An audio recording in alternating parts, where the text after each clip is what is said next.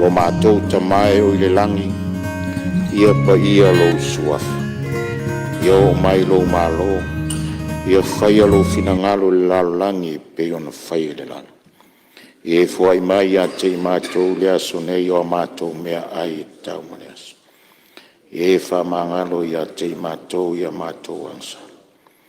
Pe o i mātou fōu na mātou wha mangalo na e wanga le anga mai a te. Awa fōi tei te ine mātou ai whaososo. Ai e la vea i a te mātou ai lea. Wai o le mālo mane mane. A toa marivi i ngai whawa waura. Amen.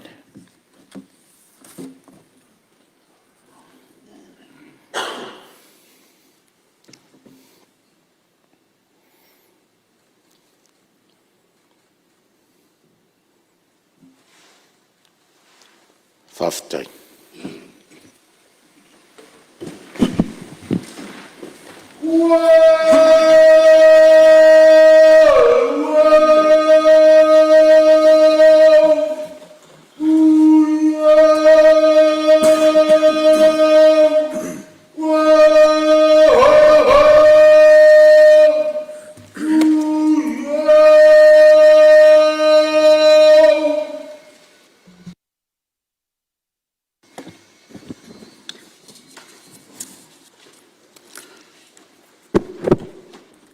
O te whasisi latu wa matalia nei tau numanga al fono rao, whaitula fono. Ia o tau pese atu i le lii, ia o tau whaftai alona suafa. Ia o tau talai atu lana whaoratanga i le aso ma le aso. Ia o tau tau atu lona mamalu i nu ese. Maona vavenga i nu umalava. E le whaiti tia re whaftai, o re whamanu ma re whanetanga, e ao pea o na fōi atu lo tātou atua. O na o lana tau singa whauau ia i tātou i aso uma. O a fua i fōi o na tātou whisira whai le malosi fōu, ma le ola fōu. Ina ua ia toi whawhangu lo tau soifua, ma so mātou wola, i le nei tae au whao popo, o lo tātou wala awina. E ui lava fo i ala e tātou te sāwa wari ai, a e mua pēa lo nā lofa. A ua whā tele ngese lo na toa sā. Vi ia le alii, le atua o lanu mga ngana, o le atua fo i o Samoa, ma le nei Palemene. O te whātalo whātu ai le pa ia o le Palemene, le fio mai o lau fionga le taitai o le malo. Lau fionga i le li Palemia. Fio foi lau fionga le sui Palemia. Le mamalu le kapeneta whapea min sta langolango. I lea talanga atoa. Le fio lau fionga le taitai o le ituangai ma le sui taitai. Fio mai lau fionga le sui fongftalai. Le sui mamalu uma o le Palemene. Ma lor soi fua manuia ma le langi mamai le nei tai au. Whatalofa atu fo i la fio mai o sui o mtanga luenga, whalapo tonga tu maoti o le tātou malo. Ai mai se fo i aniso o le mamalu o le atunu, wa awai mai e mori mawina tau rumanga o le nei aso. Malo le usu, malo soi fua manuia. Samoa i utulanga lupe ina, i lau sila whaafonga tāpua i mai. E mai maunga mawalulunga se ia pā ia le tinifu. Sa monei ma so se tafa o le lalolangi. Whātalo whātu lau Palemene le nei tae au. Tāpua i maia ma le manuia. Whātalo whātu fo i tāpua inga na i o tātou uso i sasa. I o tulanga whalangia, ma lor folau, ma lor le langi mama. Tāpua i maia ma le manuia, whaawawina o le tātou ngā luenga i le nei aso, ia tautai le li. Ia manuia tele usu ngā whono i tū malo uma o le atunu. Manuia fo i le tāpua i mai a Samoa.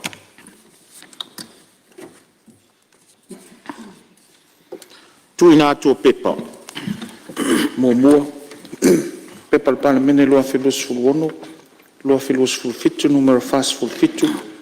Tali le malo il pepa le Palemene lua lima lua ono numero iva fa. Li poti il komiti le vanga tau tamau ainga le pepa numero tas.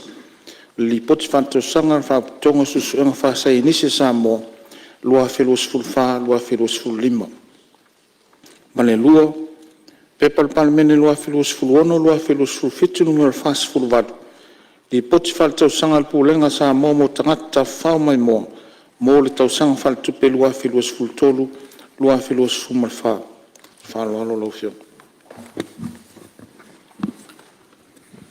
Ngā luenga o le aso tau ni malo. Fai taunga o tu la fono tau faofi. Tu la fono tau faofi o le fat tauina o tupe lua maleono, lua malfitu. Fe lafo inga fa wawilunga o le fai taunga fa lua. Aso fono ono. E tol po tau urmanga le fono awau fai tu la fono le po ono po. O lo sa unua le fionga le suis fono mo fa sala le anga fa. Ia o le avanoa nei tu la mai lau fionga le sui mamalu. E fa wau lau sa unua.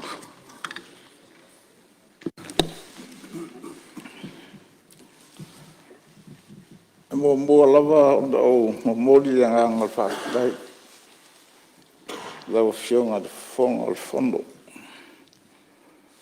Mo le nei fo ia avanoa o toe maua e toe ina nei fa awa o tuaisi. Sao ho e le nei tu malo o wale. Tara fa tau le tupe o fa penana. Ma me nei o le tatou maota. Ia a o le i o atu se a pomo lava o atasiatu le viinga ua tatou moria fa atasi e wale talo na o mai o tatou wali. Ina ia tatou na sa tatou talo fa atasi e dei e meise foi. Ia o lo fa atasi mai ma pai lango le malu mo ia se tatou maota nei e meise foi le fa fonga mai o tatou atunu isa sa e masifonei le atoa Samoa i on o manatu elia o le a tatou aua ia faatasi ma lau fionga e au saunoanga tumua mo le nei foi aso i le paia o mawalunga o le tatou mahota nei, sui malu umal le atunu, il fonosu le atunu, nei tae au, mal nei aso. Lau fionga al fonga whatalai.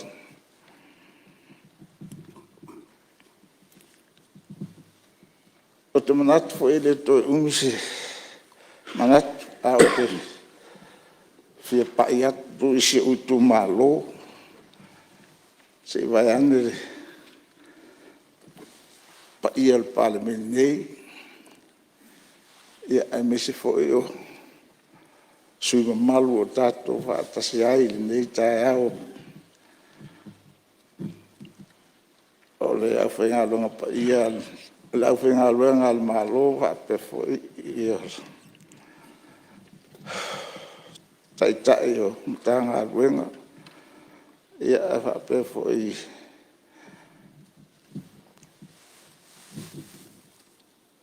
ranga uma o tato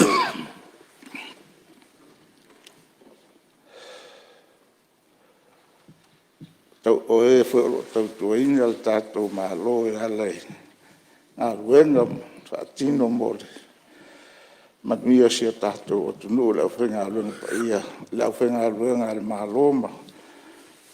Pape fo ira, parenga o tuto tasi.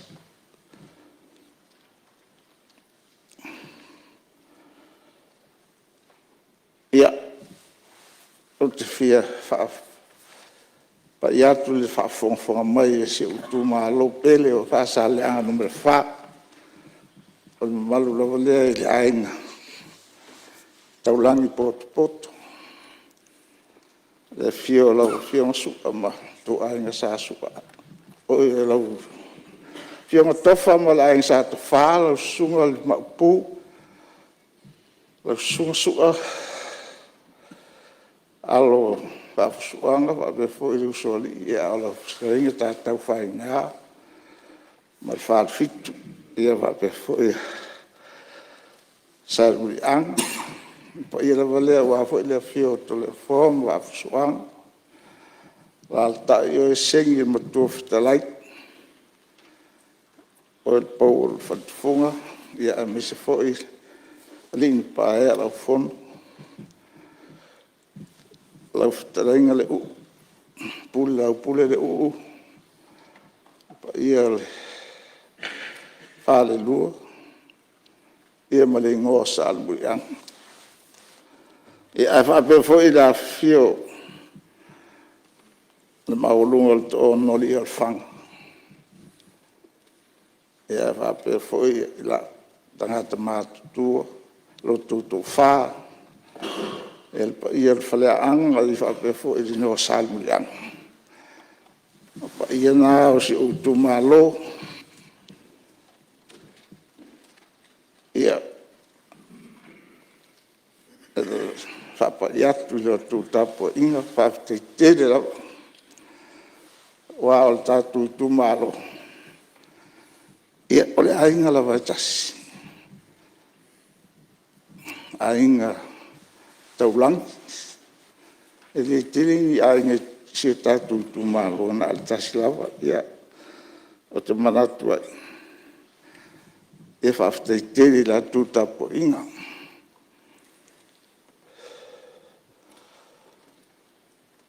mai se fo al pa ia la finga lo sto fiele tu la tu uno no fa no manu wase manduia se tatu tu valo e ai tenga fo ile tu no ato a malo fa ftai e fa per fo un fa ya tu de sa ma volum fa tu mo tausi e me so malo se tatu tu malo fa malo ta pai ia ale fa alina fo ia ma malo se tatu tu malo sa lau tu e fia le nei la langi lo lato fa pe ona su e per fa malama lato tapu to po e mai o tato faiva e manu tele lato a luenga ala lo mai i se tatu tu malo i lato umo i fafo lo sa i manuia wasu manuia se tatu tunu i a misko se tatu tu malo ono manatu le ala fionga fo trai na tamai na timba inga pula wa wal pa iyo a te le i no fo la o te langona la vale ta uole te le finangalo pa dia le sui mo umbol tato mo ta wata watina ese tato tu no fafta ya tu la vai sui umo sa sa so lo fafta ya tu la fo e la fionga le fonga ftalai o fo il tai in se tato mo fo sui fonga ftalai tai no fo no so se tato lo me uma ilo fatas mai o tato te siri lang ia ai me sai le fafta ia tu le fionga le Palemene te fo iana saunanga fala au al tau afenga se tato malo ia mesi fo'i o sui Palemene, kapeneta, ia whape fo'i sui fonga, sui minister, ia nā fo'i tui lau le fio lau fionga le taitai o le tuangai, ia mesi fo'i sui taitai, e masui malu malawa al tātou mawata nei.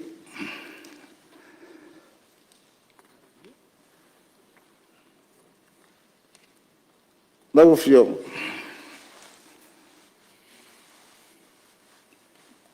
Fai matau ngalong, alo se u fa bunga sasa maho fau. Fa la velo sto ino tau ngalong alo. I e wile. Se la ngona lenga fa ftai. Oli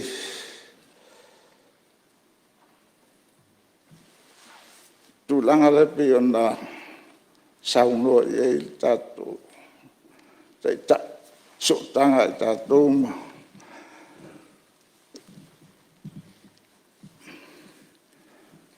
Manu pa ye sa le o ye le fofanga la fa tu la isi official tato atunu bol tato fa ngamalo inu pa ia to ala longo ina lo le sui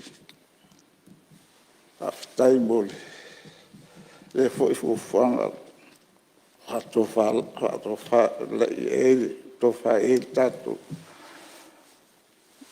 malo ele fio Palemene mal kapeneta ia le o maua o sala asa un di fatino na fuanga ia la to fa mo le lo fa le tu ina I fata ina me o ale pomoni la e mai la vale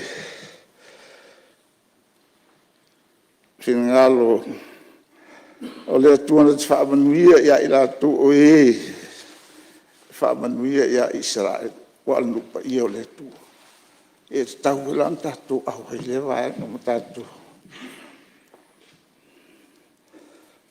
le ano noa I fufuanga whaatitia ua whaatuina mai le tatu whainga malo a mesi o le tau ati na e ala le polo teti le 2 miliona ia le upomoni la ese le tau nei whaamoi o si o mātou tu malo o lo solonga le leila ma o le mātou tu malo le hitu malo o lo ilunga le I te lisipito ilunga o tu malo umalo tau tino ina mumuli tai I tai ala tu inatu ele el tato matanga luenga tinam tama tai pe on fenga ye mo tawati na o se tato no o la lava fautua I si o mātou tu malo.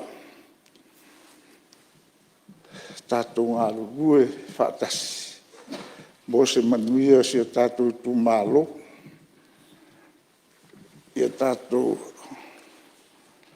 tau whaipe lava e awane. Whai o tātou ai tau mulimuli ma whaatino uma tātou fuafuanga. Ma ia ni poti uma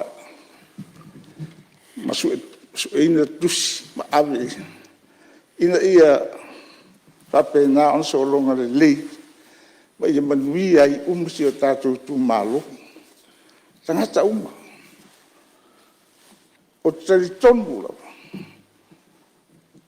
a tātou ngā lulu e whaatasi le whaatino ia ina ia manui si o tātou o la manui le tātou tu nei Tēri hui tala nisi whapea hama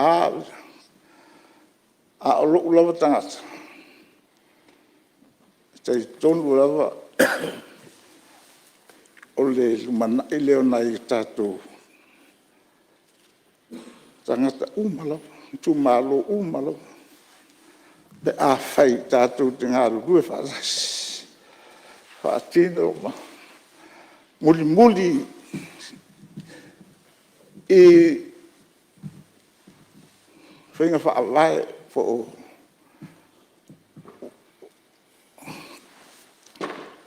o mata umalo tam whai atu i le whono wha le tanga luenga ina i tātou ngā rurue whātasi whātino. Mole manui o le tātou o tunu umala. Ia. O lau, o talanga le si mat o te le tae e nisi u tu malo o yeini whawhita uli man se fese se. Asi o matu tu malo. Ia o whapena o solonga lea o tinonga le rumbal i o le tātou maota mea misera o fionga. Fongtalai. O le lei si o matu tu malo il matu fono whawai o lo muli muli taila wai fufonga e on wha tonu ina atu ai ele siongare i minsta ia manu tanga luenga lau fionga fonga talai ona pau ia nai manatua mafofauina e mori mori atu i lumo le paia o le tātou lau fionga ma le malo o le tātou o te whono nei ia ia nisi manatu sa tau mafofau ia ai ona o pia ona o tau inatu i lau fionga tere ngalo alo mesto i le ufasi matua. E o le valus fuono nei o tau sanga ama le tolu masina. A fai e moli moli atu louso i fua ma le tatu para inga nei. Fai ngā pālo tolu mana ilas. Ia o atu e le iwas. Fulu nai o tau sanga. Ia nāna whao. Lo atu ape ngā e lau fionga. Ia aua i te le fia mai pe au le fono inter ana foi si fatu nga tamo so i le foi si mo ta so no la mai ona ua no tu la fone o lo mo wasi ma lo si ele hotel sa lo tu ia ona pa ta ile mo so mato leo watu wale nga fa ta ile o fionga fo tala ia wal ta ina tato nos wal fono la wal me ma wolunga tato tie faunde lai tie faunde fa ko atange ala tunu ya si ya fa tai le fionga tato ta fionga di Palemene io essere lango te le ia le fionga di Palemene foi o un hasa foi matu tu mago e masa foi matu tele tu taulang tu mau lunga le fionga di Palemene ia after tele la wali tele o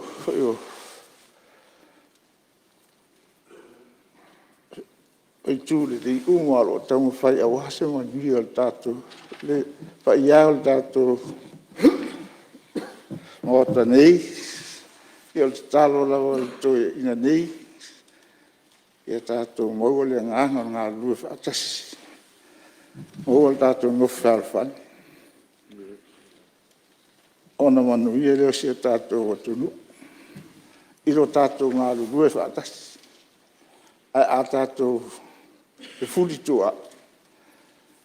Ia o te tonu a le ngau se manuia. Ia vēl tātou pai inga nei o le a whapena. Ma o e se nofo le lei o se tātou o tonu. Ile tau soro mua le ia i tātou. Ona tātou ngā rurue whaatasi. Ia, ana whatai reso mātou, leo mātou, mo datu lea nganga o whaatai, teis fwoi lau whai ngā luenga, al tātou mālo, ia ma, tātou umar, kōk hana nua o ase, manuia se tātou o tunu, tātou o tū lava, tua ia ele, tātou o tunu, i tō ādona whaatinu. I ngā pēro tō soi fua la lei, ngaual tō ārurue male whaamahaoni. E tō auna matau tua i mālo taimi nei, a whaifu e inisi o le whiwhia. Ia aua, tau mwhai aua a tātou le ngā rue, ma le whaamaoni tau tua tātou mālo, ma le tātou otu. O le a le tūlanga, pwes tūlanga manuia le tātou atunu. Ia o le mātou tala valea, lau whionga le whonga whitalai, ia manuia tele lau whionga, ma le aso le tātou, tāpu e me fui se tātou atunu. Sae ma sifo, ia, o la tu yesto ine le lofa ma langa leo le tua, so fua. Ua longo I, longo alo, o longo whaavatu I fōi mōta nei. Ua longo I tino matangi li lei, I le tō whāsina sina. Ma lorti mai il mōta, o le te talo le na fōa, ia manu whaifo mai langi lau tō whā. E sanga tului le tua lo malosi whawhawina, lo fionga ni minsta langolango mtanga luenga o ele mfua ngā whanua, al sui mamalu whasale le anga whā. Whaftai mo lo sao tā ua, ia lo whangia le tua lo soifua, se tasi o sui matua tu lou ringa ngana o le maota le nei, whaftai tele mo au whamanuianga le maota, sui mamalu o le Palemene, ia ai au le au whai ngā luenga le malo, whaftai mo lo sao le tala whatau o le tupe. Ia, o lo mo pele avanoa mo se isi sui e fia sao noe, manatu foi ele o te tele sui mamalu o le maota, tu sao le tala whatau o le tupe le nei. Lua olu fitu.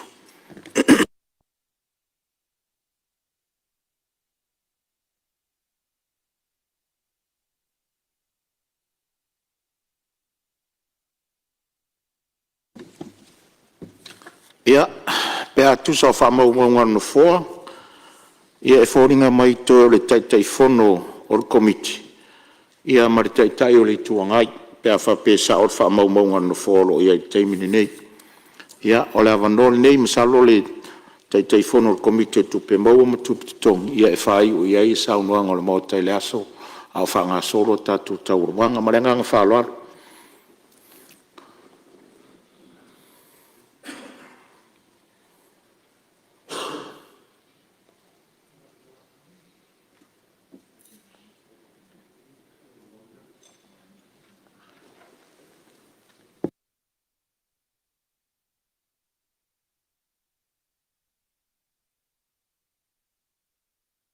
Lau whionga le whangwhitalai.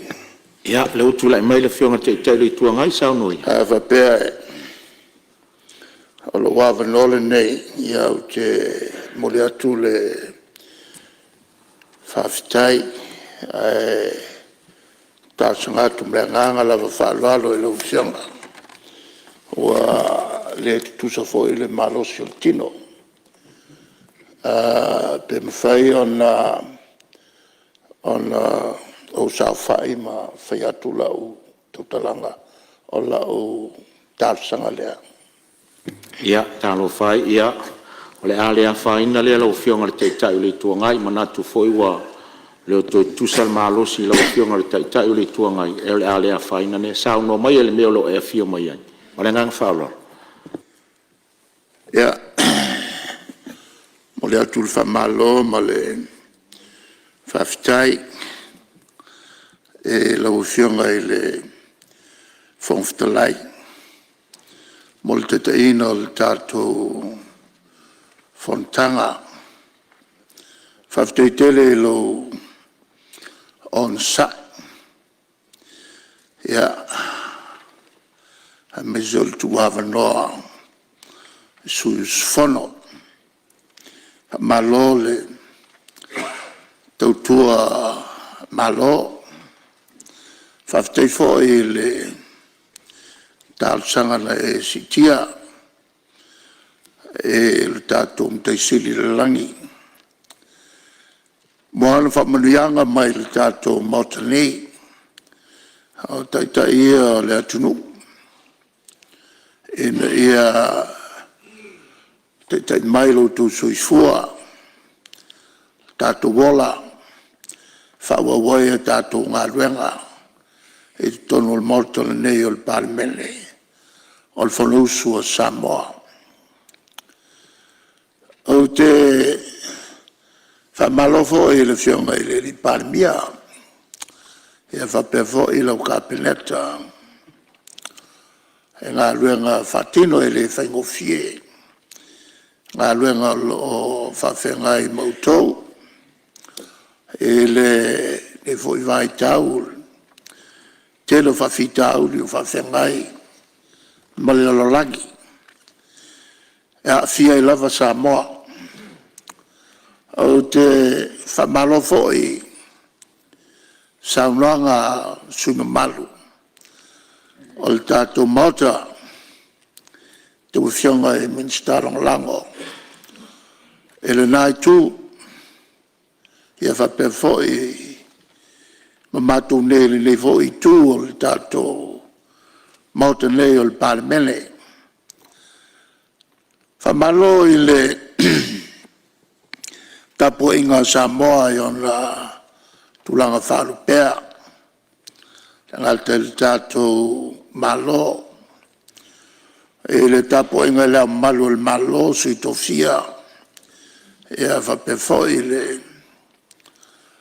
le faamasinosili ma lusega o faamasino ia tainane le mamalu i lo tatou watunuu lo tapuaʻi mai ia e matua lava le tuu ia fioga paususuga i faafegaiga auauna le atua o latou faanono manu mo se manuia o Samoa e faapea foʻi tapuaʻiga o tatou uso a malo i Amerika Samoa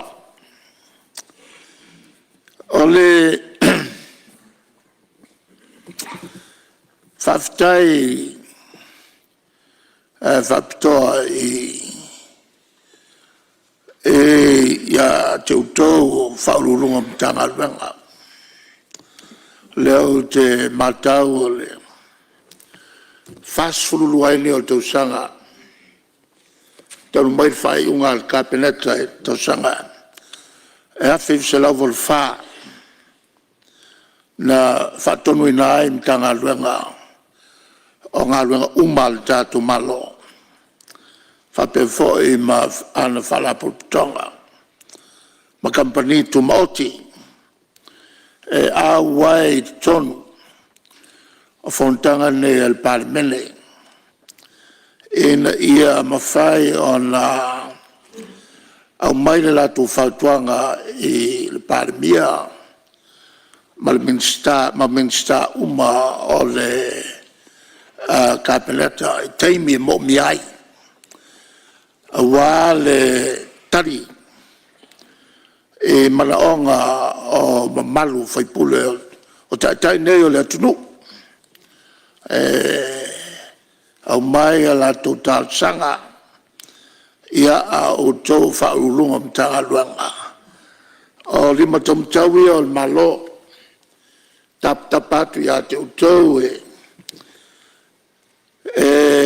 tapena ia fuafuanga mamao e tali mai ai e malaonga o tai le tunu o lo tono o le mau fono e lei se si fono usu e ato ia le tunu o le fono usu le nei ma o te matau ina pea e le tala au mai ia so umo le tatu Fonotaga o inisi e le umwhai o na pa au mai ia e tau tele le marama e le mafuanga na fuai o na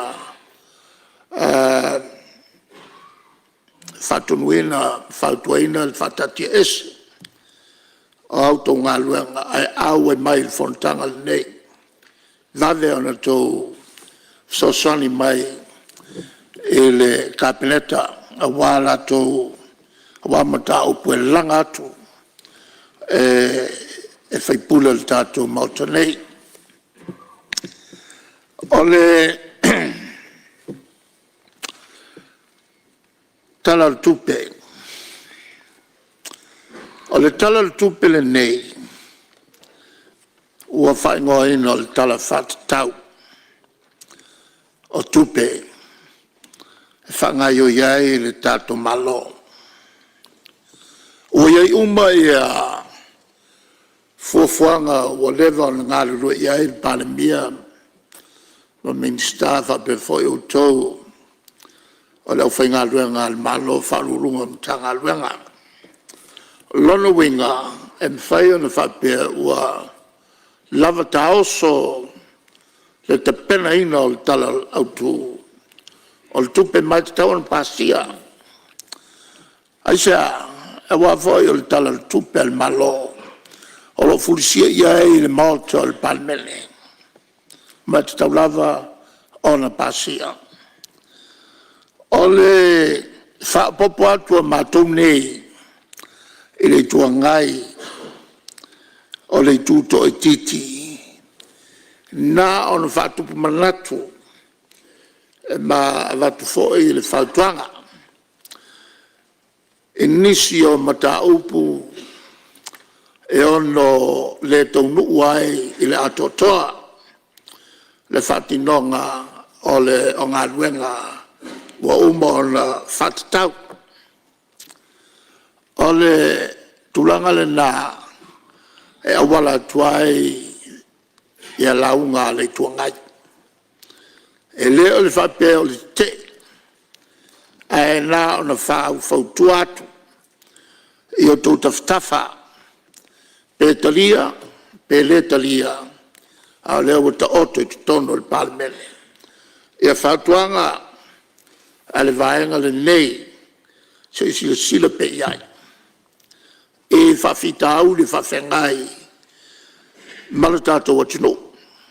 E le fau lea tulanga le fau sauno manino ma iai le minista tupe matango fiel saunoanga na ia ta wai upu nei e iai whaingata e whawhengai malatato malo manino a o lona winga e le fau il whawhongwhonga ale minista o le tupe ia whapena foi o tau ia whape foi au whengalo ngal malo i whawhita auri e whawhengai mai tato o le mele o a whaina o mai i atunu uma o le langi e mai rua mata upu sa ta ua i le launga mua o le taua o whangasolo nei malelona lua o le whatinonga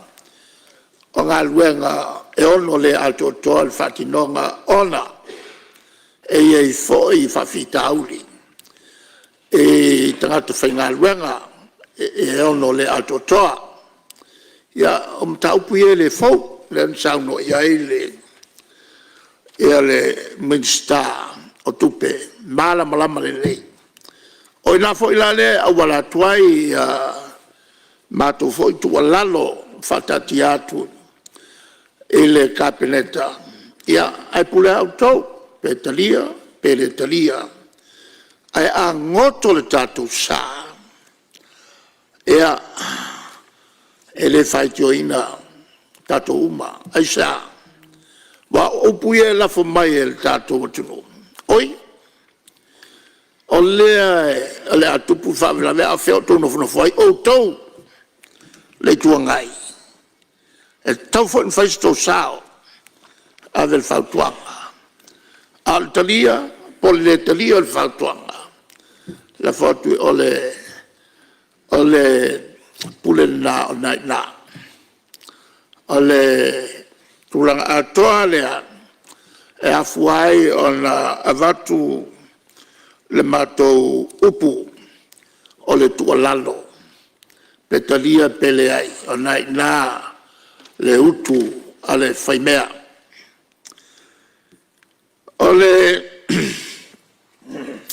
ole tulanga la salo po luaso taluai. Sao noai se tasio sui. Ole wafia tatou e tulanga o afianga o taua. Afia tatou. Ea ael sao noanga a se tasio sui. Le mesiri le o tātou vai atu ua saini ia le whengainga o le file mu. Ai o na fito talepe le whengainga. Wa koe ka pōmu fo i Israelu. Ia isi vaenga o malo ia lo whatupu whawe lave a vea mawhili o Israelu. Ma lo fa wo pe mo toi fa wo wai le taua ele ngata lai la ala le fa wo pe le taua alusia ma Ukraine ai o mai fal taimile nei o le fo e fa pe e fetela inga le va o Amerika saina me ia tu atu le tato malosi la le mea tato tonu fai e lua mea talo ma le lua ale tātou toe mate tūlele o mea tupu mai whafo ma whai tuu na iai le tōwha ma mao i tātou ngālu nga whai tāua tere la uwhalango atu i le saunanga ni sosui a le mea e taua, e tātou manatua. O le upu whaatu tawina, le a e whaunga. Tala, whaatu tau, o le tupe. La le mea na la ino whaunga le upu la. Tala, whaatu tau, o le tupe. E tau mai e ina, e iai vaenga e ono le, tau nuu iai, le whamoe moe. Whatatau estimates. E langa o lea ua tala noa le tangata soifua i mea te tupu tau whai unga le tau sanga. O mea umala e tau tala noa i whai unga le tau sanga. O mea whatatau. O mea fuafua. Nā o lea tua na te sila fia le mea tupu i laso tai au. Lona winga la o mea umaya tātou tala noa ai. E ono le tau nu, wa nā o ni fuafuanga. Al whatau nu ina, e lua vaenga ia e whamoe mo iai. O le sile mu o tunu i whafo, male lua, whatinonga tātou tangata whaingaluanga. Ma le tele lau whalongo i sanroanga, anisi o Minister Kabineta, o ta ua le mele ingoa o le good governance.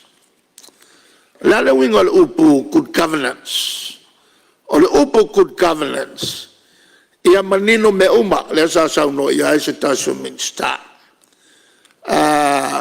Transparency and accountability.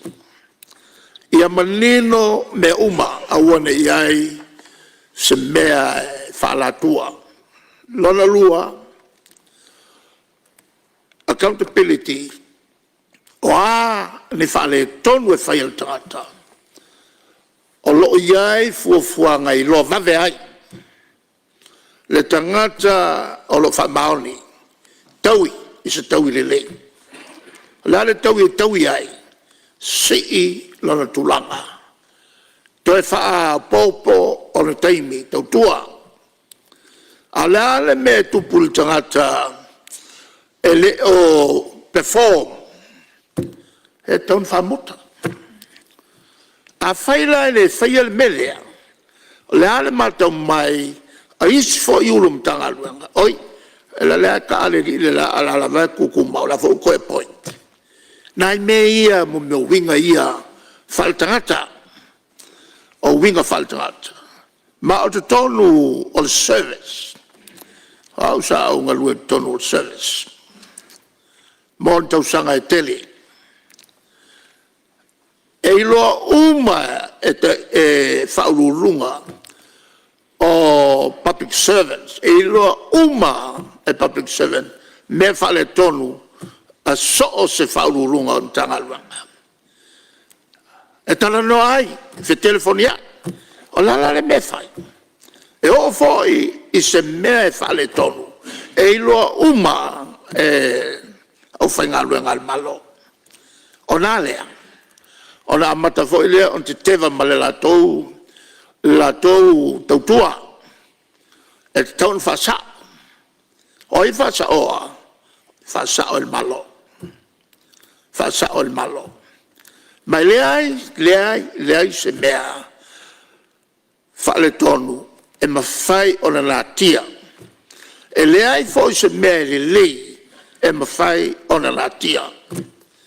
O wala la ia fo ai tangata whaingaluanga. Le whawhitauri le mwhai o le tātou pulea me tupu isi malo. Ai mawhai o le tātou fofoa ia me tupu tonu o la whaingaluanga al malo. Fofoa whapewhea. Whai le whai unga.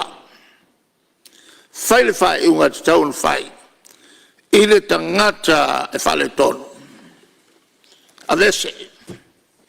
A le tangata o lo le lei lana tautua wha maoni a te mai.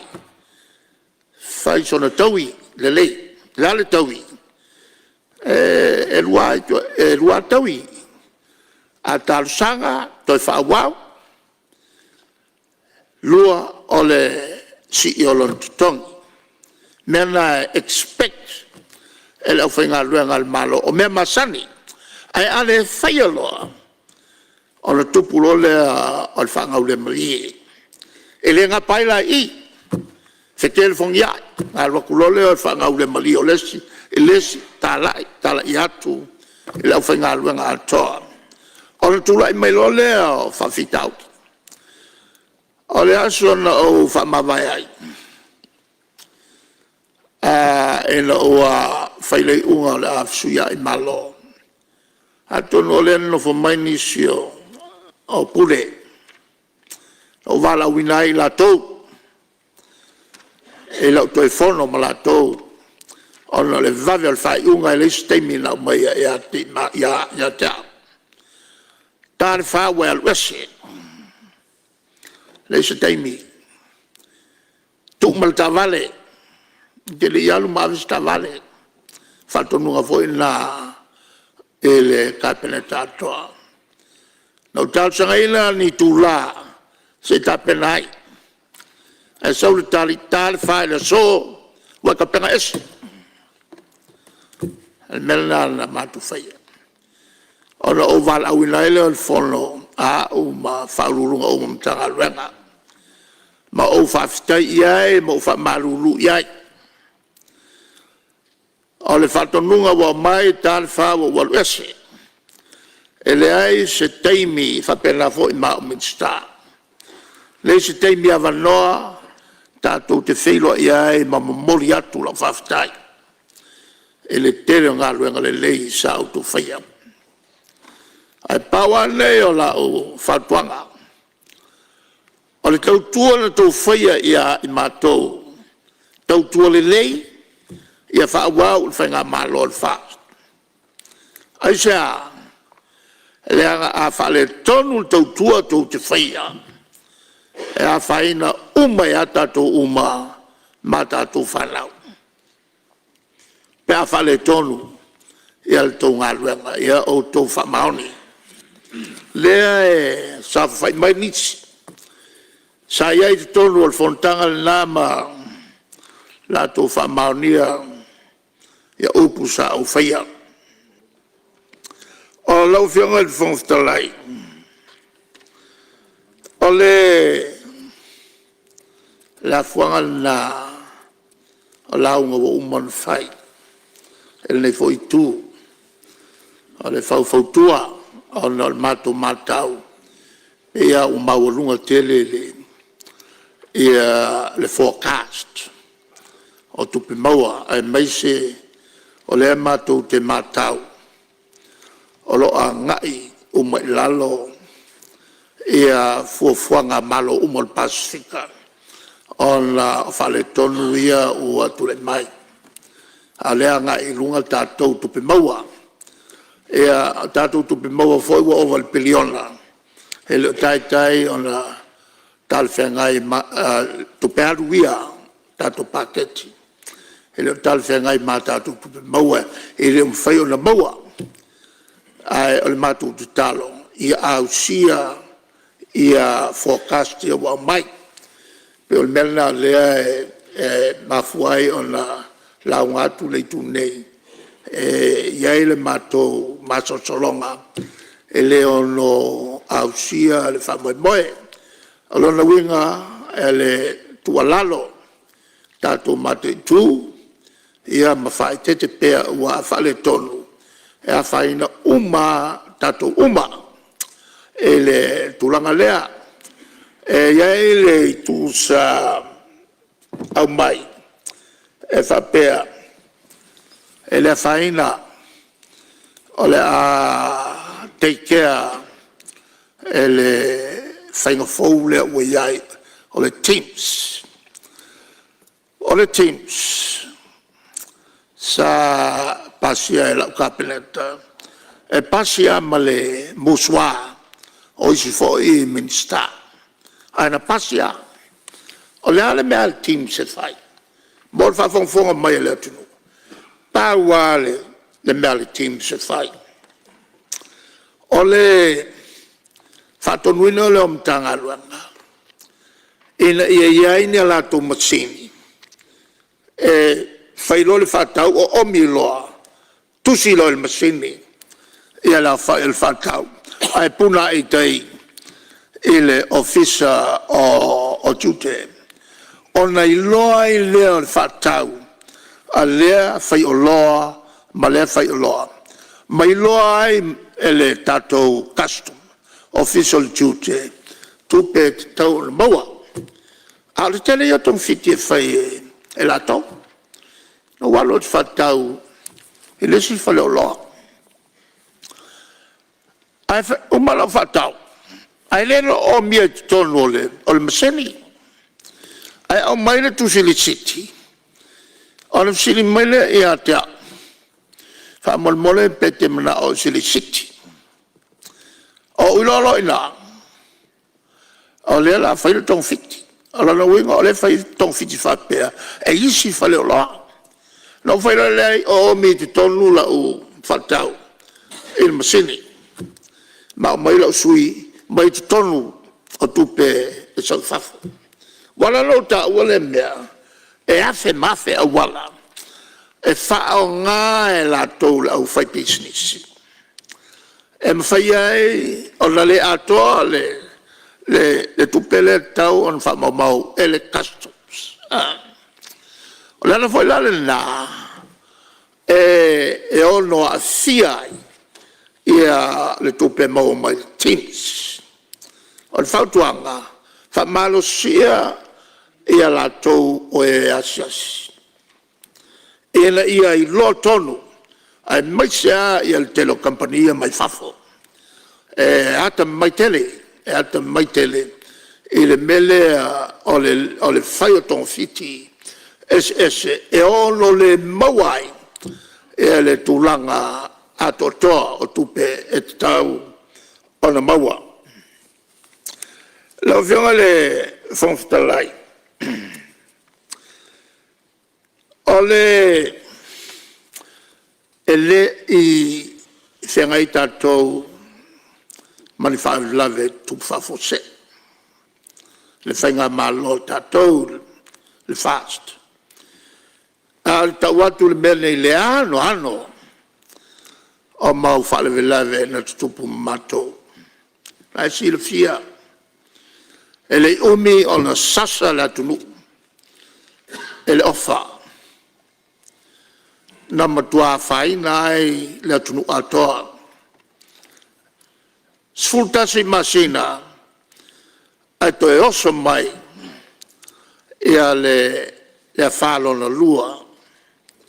Ia le mena le na matua whaleanga atoa ia tātou il tātou wa matua mwhatoanga kele meang whaleanga. E lenga tele nā, koe oso mai lesi o le lin, kolua whā, ai whai u e le tsunami. To lima sfulu tangata o lo utu malo no whioti ai. E le tsunami. E le matua atu e vaai i a whioanga i tua, mkaukia le mea le matua ai ai. Ia, al tasi na ngā luanga tele sa whai il tātou malo. O le whai o awala ia, e o i uta ia tātou nu, a mata no foia, no whanga mau lunga. Ma mau ese mai ngā te whale. Tasi na awala na whai e na, ai na mata mai ale por kalame lea, o wala ngā lue e le tausanga e a whisa la waluiva. A mata e le e whioanga leo whale asi. A luatua i tai tau iuta. So te ia e leo ni au wala whale tonu. Me tua whata, la matanga le la, o le whata o wala ngā lue. O na whaelave whafose i e whaingofi ai. O na o tātou tangata iuta. Mana nofo ai lunga whatoanga. O tasi le la o ngā tele, o tātou por kalame, le ana whaina o mai ai tawa lefs. Sui ato ai, mai tua wala. Te mina o whangwhitalai, le whionga e te tai o malo, sa mai whafo. Ma no nofo whatasi.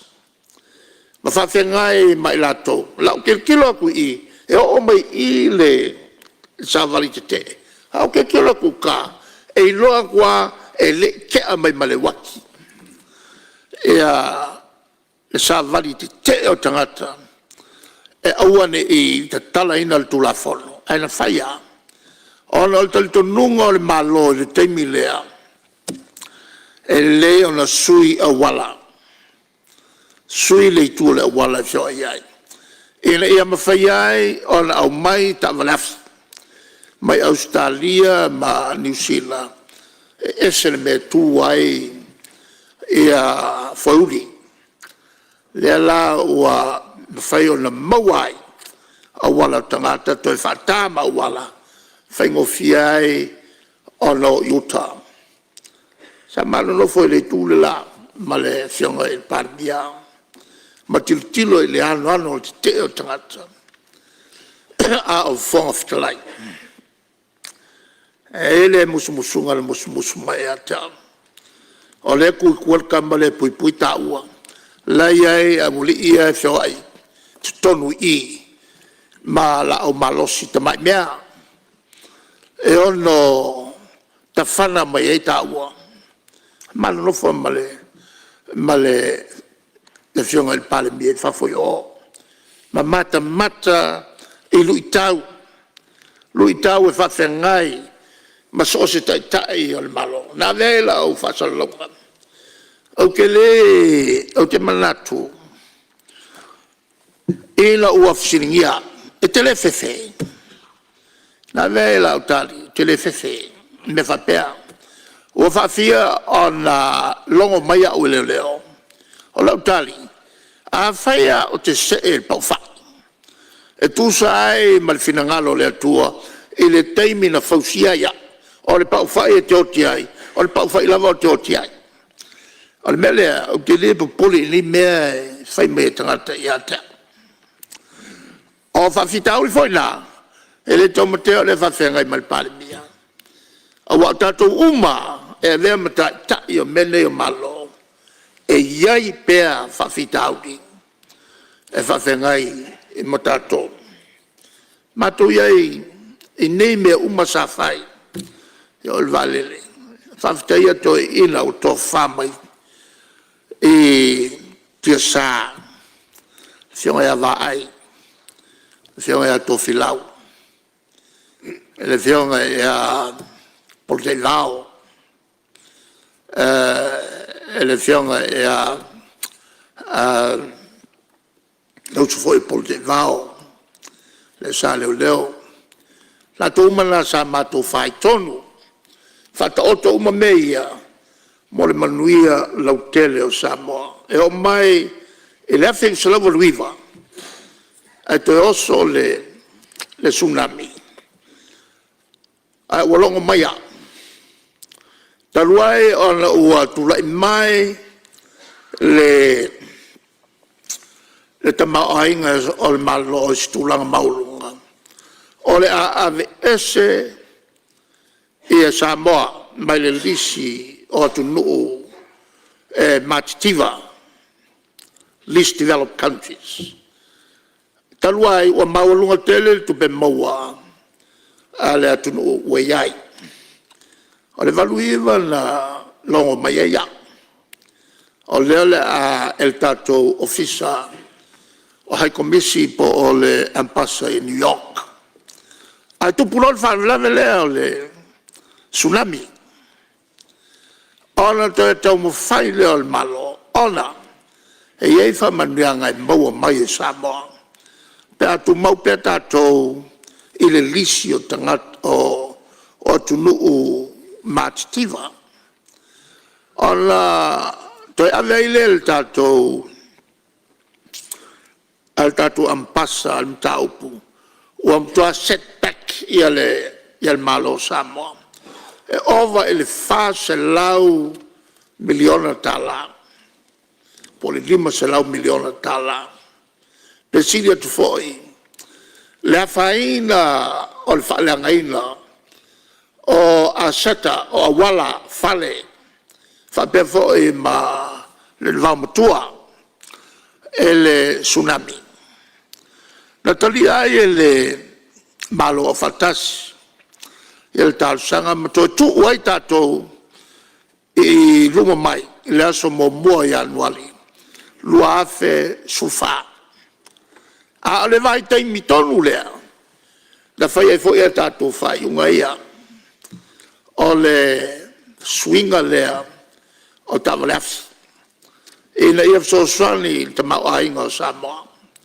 suia e mal swinga laso e na ia so swani fi malanga ina o tatu tangata mo favelave tupu ni sila on o le ese aso le lau mafuai on tatu se maya le leina le vai ai atu o la lang ya laso tu i taftafa o i talatu ale pata ele va ale pata ma melik Samoa la le fatoa ese maiai ele to ia aso o tutuila matato waso ona o watato suia atoa le leina fatulanga ai ia tula maso ele lololangi ale lololangi ai mafai ona suia tato la mele utupu wa le to fa ai u le lololangi mangoto le la Samoa pe ona tumutumu mai ai turisi e le fai unga o le millennium mataluai ma nofo mtafanga i oi le nu tu pito o savai ina ia poe le toe la ngoto o Samoa waka ko fiu le mele o le tunu e mulinga uma ia me uma muli ia le tulau le aso mulinga ia niu so la langi sei mai a tātou le leina tu le vā o tātou mamaliku Samoa le mele wa iai ua mua Samoa e oso i le la ona fatoa ta milo toile New Zealand ai ngoto e Amerika Samoa la mele wa iai ua Samoa i se sa e tātou ai Samoa i se sifo ia tutuila e a Samoa ta e a tātou ia le la i le tae ao ai ngoto e le fiafi tutuila o tutuila la le pito mai le lenga o le tunu le e pit e mulinga me uma a le ua mua tātou me uma o swinga tele na sa tātou whaia o le vai tau foi lea na sui ai male tūlanga al whamama venga e le ngata e le langa ina o tātou i tonga toi whale lei al whamama venga mo tātou tangata me ia sa whai ina nā teimi i mo meo o mesa ngalulu iai to ina o le tātou malo wa to wha mai tia lau whionga le whongaftalai o le tāua ia tia o whasisilanga ia sa mai minister kapenata i le tūlanga o le whaaleleo ngā luenga o le tūlea o le whasalalau pēa i ngā luenga whasalalau whalau e tele ina i a wanoa ai tangata uma e tenta o na Filipini ai le el kapeneta i el company pito sili atu o na lelei awa a whale tonu ala tu ngā luenga e le mwhaiunto e mau e lato se ngā luenga e pēa to e whasalalau le mela le sa sauno nisi a pēa to tilo na e tātou tangata na e tātou tangata lo iai a latou masini e a ngā e lau talanoa ngā luenga lea e whai mai tua si umo whai si lewa e a le tūlanga na se tua lalo whai pena fo i tangata whai ngā luenga o le tātou malo au le tua al fai mele nei o anga na e tula i mai saunranga le sa sauno mai e wha malo al saunranga al minister le sa sauno mai ai e le tau o mele al transparency and accountability mai o te matua lango e saunranga al minister a fai le mele la o le toe wha fo i le la o le lango leo tato whalongo o tele tangata o whamawai mai la tunga luanga. Ai a so e mafuanga, e so ea e mawane i pulanga ia, ia i whangau le malie. Mai e leo se mea matango fie, e le matau mai whafo, ia mele tātou atunu, le tu ua e tātou tangata o ina, o whanau na alu e tupel malo e le whaaskola sipi foi mai o mawalunga le latu wa o ina mawalunga le whaamaoni e lua mei e taua o le o ina ma le whaamaoni e iei foi tangata o ina e makua kumu le whaamaoni taua tele le tūlea tangata o ina ma le tangata e whamaoni. Mela e tau tele, ma o te whamalo i le sui sa saunloa, e una iai le tūlanga lea. E la au whalongo i saunloa. E se le matautia, o le nisu saunloa. A mesa le saunanga le tātou sui whaipule mai o i palauri prea palauri numero tolu i sui o ngā te vai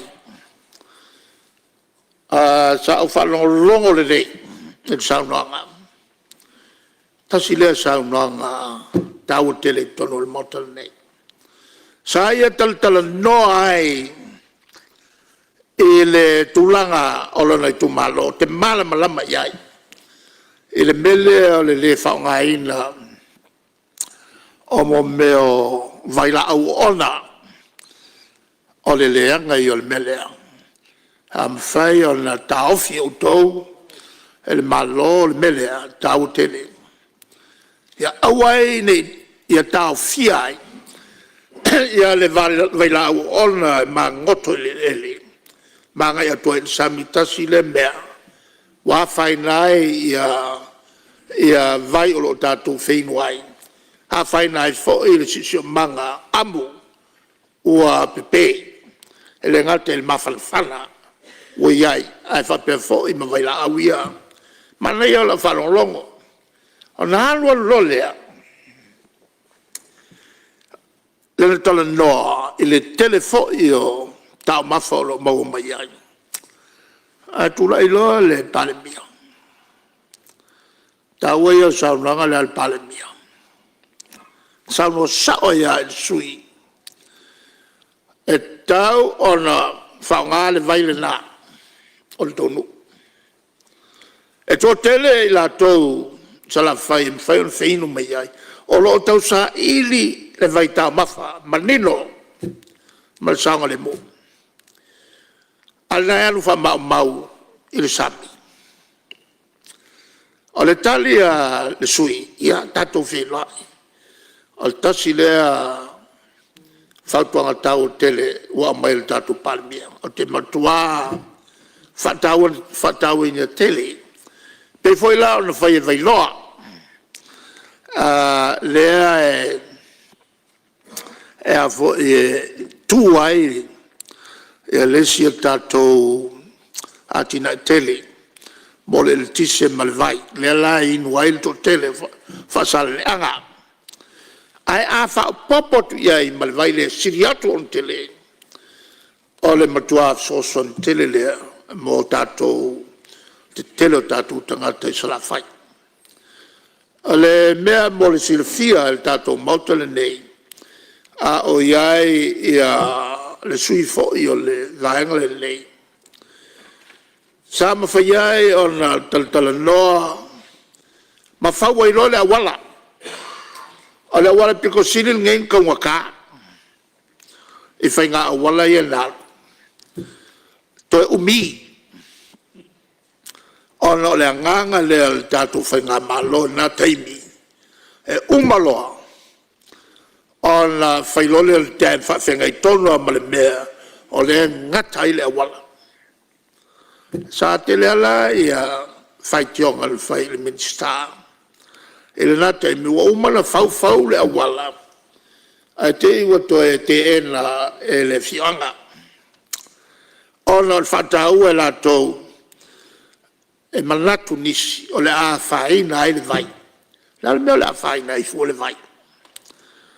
Alela o te matua whautuaina ia le langolango le mta upulea mai tau tele mta upulea na sauno iai le whiongo le Palemene e whaongai le vailea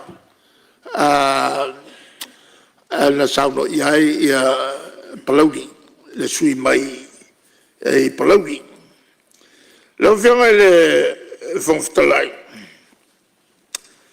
ole ta o ta ua ia le tulanga lea na toe talia il malo o fatasi ia le toe tu itua o le sitia o le tamao a ingo Samoa na fatoa fatino ile aso mua i anuali luafe sfulfa na whaiai le lotu whapitoa nei il molta le nei na fai na fai lotu ai le fionga e le ake pikpo. Momoli ai le whawhitai le tua ona le mawalunga o le tūlanga uo iai Samoa. Ma whatūlanga ai wa le toe a vea o sa tunuu matila awa a vea o sa tunuu ua mawalunga lona te mawainga. Pe al whaupunga lai ai le high income level country. Whaupunga na le sa au mai. Il teimi le nā. O le mafuanga lo talana atu lau fianga. O le tātou leo lo o whauau tālu sanga o le tātou atunu. Amata mea ai le fono o e kālesia so whatasi. Tāua tele le whauau tālu sanga ia. Il tātou mutaisiri. Ena ia sosoni mai o le tātou watunu. Ma whaamaru pēo na aolofa. Ina ia ua ne i o mai san mala ia Samoa. Lau whiunga le whongwhitalai.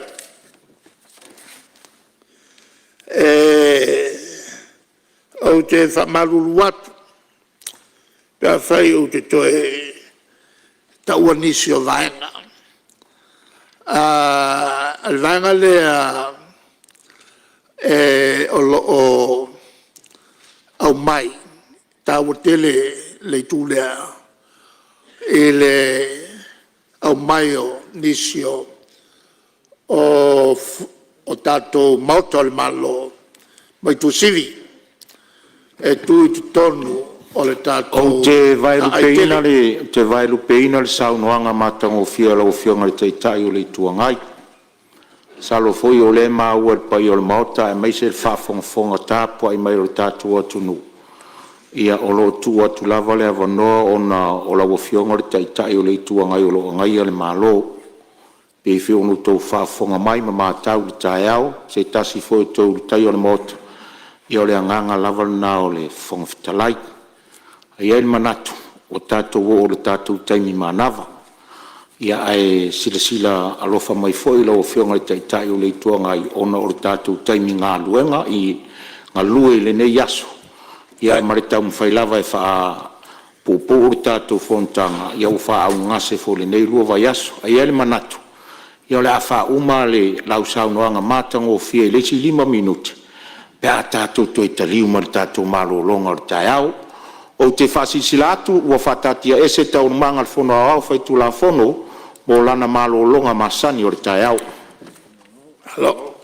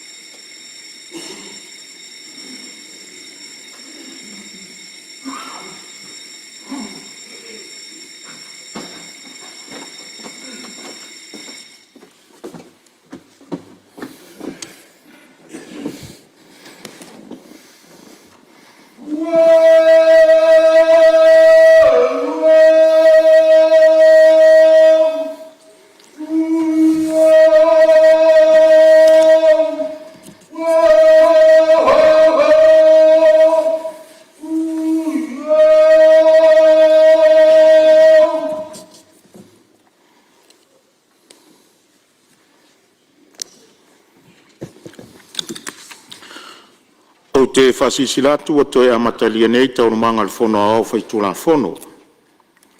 O te tāpala o fionga le li Palemene mo le lafo.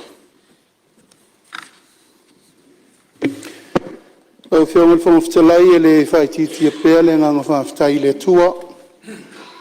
Tātou taunu mai fo i le nei maenga o le tātou Fonotaga, o lo maua pēr le tātou mautanga le soifua lau le leima le soifua matanga o fie. Mai tau foi o lewa tātou I lungo le whai o iungo o nisi o saunonga whai. Aluenga Fonotaga a mese foi saunonga whai lau tele. Mo le toi le nganga whaftai tele lau fiongo no le tautenga ma le tau singa le nei aso whaftai le atua.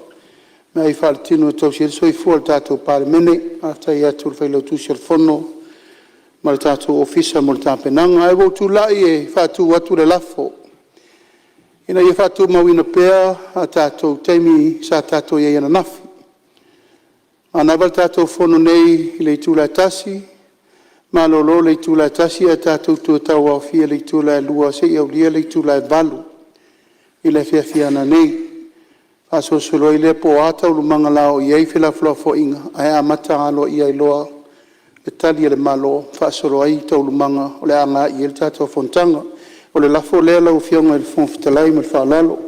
Whalua le fionga minstau talonga malanga o le fia whapea foi le fionga le minstau whatoanga mwhainga whaiva ma le minstau whamsnonga. Siri po la whamaunia le lafo o eu finangaro eisa unoma le ioi. Au ese le ai ua manu malo le ioi. Ia o le awha au tātou ngā luenga tusam le lafo. E whatati ese tau manga le fono au whai tula fono lo sau no le fionga te taitai o le tuangai. Ia o le avanon ne tu atu lau fionga mo le whao o wino lau sau noanga. Ia mo risi 5 minute. Malo lau fionga na ua mo le atu le whaavitai o le malo e le tautenga foi e pe on tapena ia le ofisa nei malolo ua mai lau tautalanga I ai sale longa ma o te moli fa malo e le fofuanga le o te oto le a mata e nisi o fale o le malo ma me ale tau ne iai Ia uma sa longa ia fale uma al malo pe foi o pia. Ole ai tele ni sa longa la option al fond talai. Na amata mai on fanga yo il to sanga fi sala voltolo. E lunga le faltuanga malosia ale Palemene ole matai fo'i o whasaleanga o sale longa o le lua manuai eti. O lon finangalo e whaule wafu tele a wale mwhai on whausia e le malo ko lea sa talo sanga ina ona whaistang tā. Ana wsini mele a te au sa usosani o la whautuanga i le atinano o le tāua tele e le ngata mo savai ai mo polu foi mo Samoa atoa e le leo na fausia mo mole ai ia ona fai waile I le fausia le wafu ai a fai faso solo matatu I tatu tupe ona fa penale ona fai tau tele ia romanua eti le atinae le nei ma o se atinae o te manatu o se atinae le nei tau tele mo Samoa toa. O le ala ua whanga solo le tala noanga, o tu mele o le lua fe valu se lau fitsulu eka. Lua fe valu se lau fitsulu eka le tonu lea. Whawalawe le soata. Na o la au tele tuai. A la e o ia sale longa iuta ele vau matua e a foi faiela tu fatoanga o le tulanga lale na le sa fatinoel nga luenga faia wa ya ala faule le wala fata milo e tonu e ngoto aile le lua fe val se la fit sulu eka a tala noa le Whatano pea le minsta ngal o whanua le whenga ia tuala Catholic o le minsta le vai teimi ia le tau whai o le taui ia maratua whanua Samoa ma paula le taui o mo meo mela tutupuai o le whatuanga o le taui lan taunu ia e tolu te sima le 2 miliona 2 miliona lua sela wafi ai ina ua tu maloto filau ia longo mailo a wale mwhai o na a watea le 2 miliona sa te tongi a wawai ina ia whawhaingo fiai le ioenga sa le longa a wane ina maliu to filau ma tu whilo iloa ai whai mailo le minsta wa ule mwhai se mea o manao sa le longa tongi atu le top se lau miliona la matou whilo iai mo tau tino loia sa le longa o le tau o le luafe vau se lau fitsulu eka na o le 3 miliona lua se lau wafe pe o na masaniai fuafuanga ili ele te tele whapenei ave le malo o na a whailoa e tau te malana o se leni lona winga e ono le whaawawina le afo le atina e tele le nei o ina na matou saini li mai loa usau ai oa ia isi whai le molianga la le na tula mai ai ia te ina ua te tala ta vale afi ai o tu pa mai e saka la fai ia le wala le alasa to ai leo fa file mu fa pe fo I ma fai se au ana o what to see le to ne what to see le el Palemene na o tu ia tonu na malianga ia na matu faia tu fo ia tonu ina ia se fa monga e tu la mai ni fe se inga lumalai a le ai fo I man fa monga al malo le lai tonu tu si el Palemene le fa mtalanga toa lua fe val se lau fit sulu eka ona o manatu lolea marka peneta e si ona fa file mumta ona to e fai le Fonotaga al Palemene ma o mail tu la fono e tonu al moto le nei ma pasi il moto le nei le to e fa foi ai ta final fa se lau lua fe fa se lau fit sulu eka lento fa foi ia sale longa a tau final fase lau eka wa lava le na e fai ai le tatou ai le alalo fanga solo le ai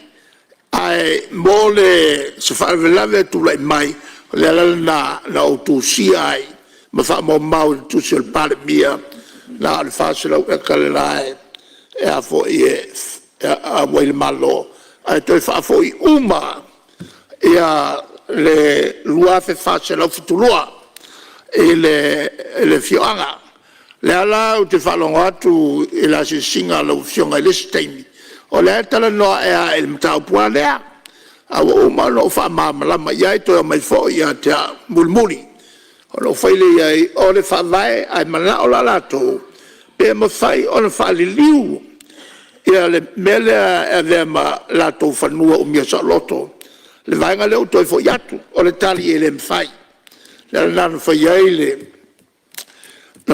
le tu la fono lea o fanua mai il malo moatina le malo a toi fa foi le fioanga e toi foi a fanua fa le nganu o le tulanga la o manatu e so swali il mtau pune le fionga le Palemene e nisi foi finonga e tula mai I le lumalai na le fātsa la wa eka ia ua ta ofie whai ai le ai ma o se tulanga tau tele lea mo le anga ia tu I lumalai no whai wai lea lau fionga o lau tau talanga e le momoli atu le whamalo e le wala au o tutuila tau te wala wina I tau sanga umba ia la matau le vala ungal nei ia o to tele ia na tato uso fo I no mai fa malu le tato le tātou tuto tas. Ia, au te whawhitai fo i le whalalo le na mai tula e ata. Au te lelo i ei nai vai aso whatua moli atu i ata. Sa e fo le mātou manatu. E mātou teo e asima ave e le mātou whawhitai. Ona sawane fo i te mila mātou watuai. Ia ai peita. Ia lai whawhonfonga mai. Ia na tau mai e le latou li ofisa. E matuale mawasa vanoa. Ona le tūlanga fo iwa. Tele le latou fia i nei. E pe on tātou masania e le ave o le afo e le valau. Pa wale nei ana o sina tualalo e le whaia. E nisi whalolonga whapenei. Ia, amana ia pēr ia whaipole. E lea whaina fui pe ale amana ia matou. Ia e tawala amana ia fui whaipule nai tu. E langa lena oa ia i launga lasu. Mai sa launga muli. O tātou Malta e whialwhani. E te tau nā luatu ai le avo e le whateta inga e le atuno. E ala na pē tātou te le whialwhani. O tātou whinonga i e whai o tātou mau. E le te tau on mātou nofo. E te tau fwena watu mātou whautuanga. E le tūlanga whanga solo ai le tātou malo. O ani whale tonu. Ia, mangoto le tātou wā.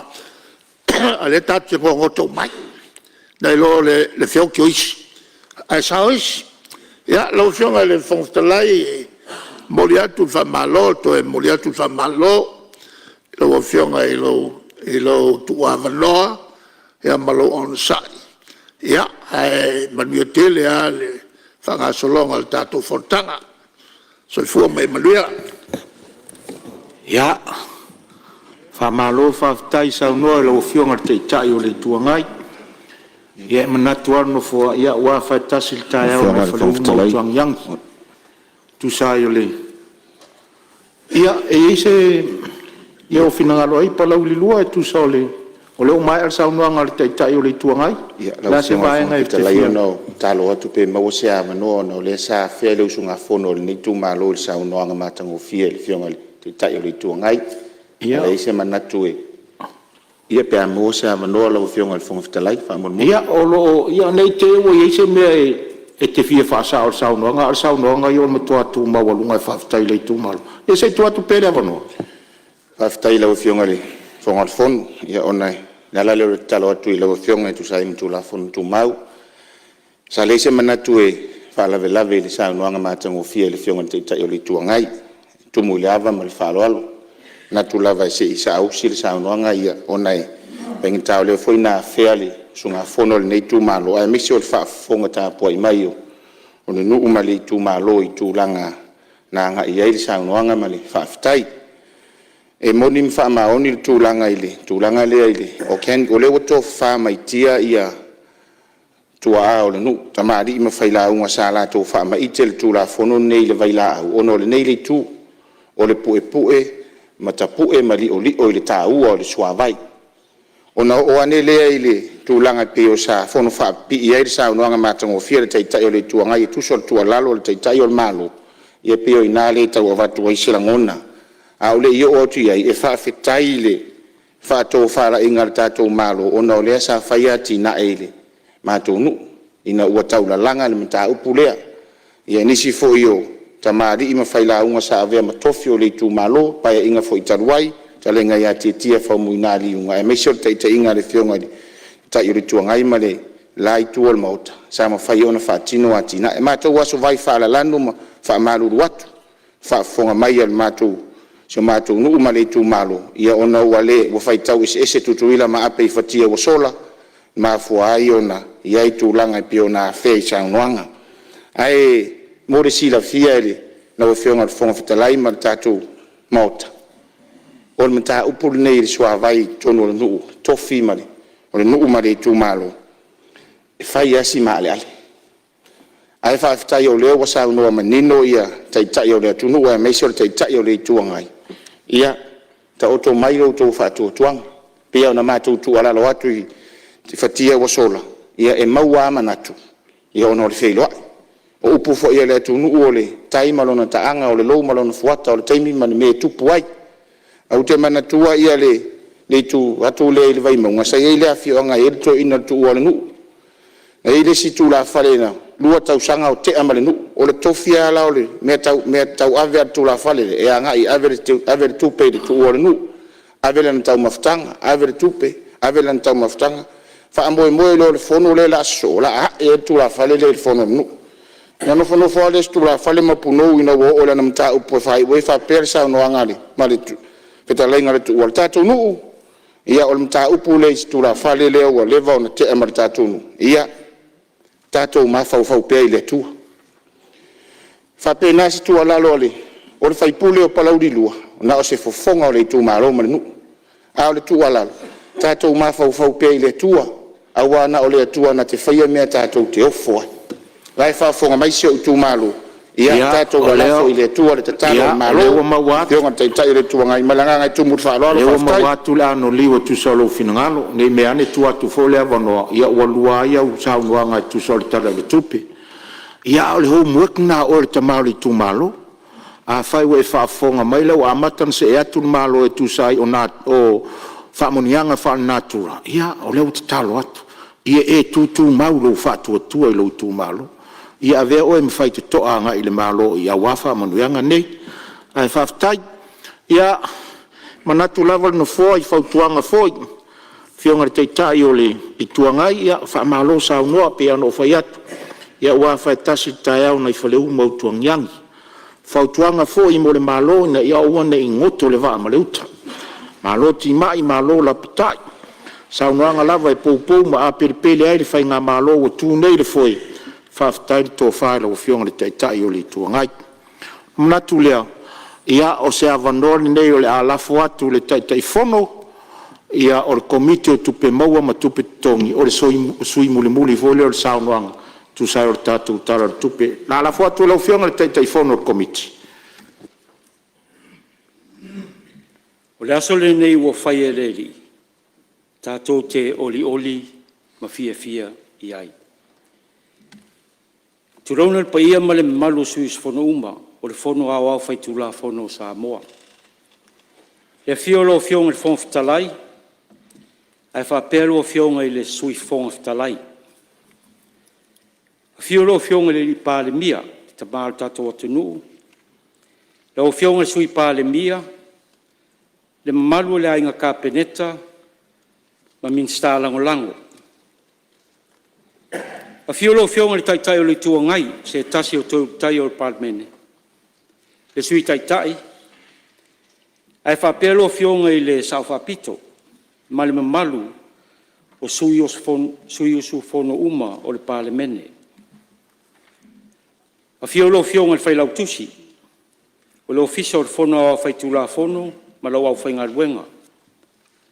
Ai fa pea ia ofisa silio pulenga o mtanga ruenga, ma faala poptonga malo malo tau tua malo nga lue malo tawatai ele fai ngofia au tonga luenga o lo fatino a wale manuia o le tatou atunu tulona lo fionga le malo le malo Samoa malo masiofo tulona o to fionga sui o le fono sui tofia ma o to masiofo Tulauna le paia ma le mamalu o le whamasinonga. Le fiolo fionga I le whamasino sili. A fiolo fionga I le perstene o whamasinonga o whanua mswafa. Ai whapea a lii matamaitai whamasino. O mamalu sa wo o tapo inga Samoa. A wale whala na fola. O tama mau lato wa inga. A inga mau lato tama. Le falan tau lafo, o pulem tu mua, I tu au ma la taua, a inga I le tai ma le vao fonti. E le ngalo fo le pa ia maurunga I le lai tu o le vasa, I le taftolu o le whainga ma loa tutuila ma manua.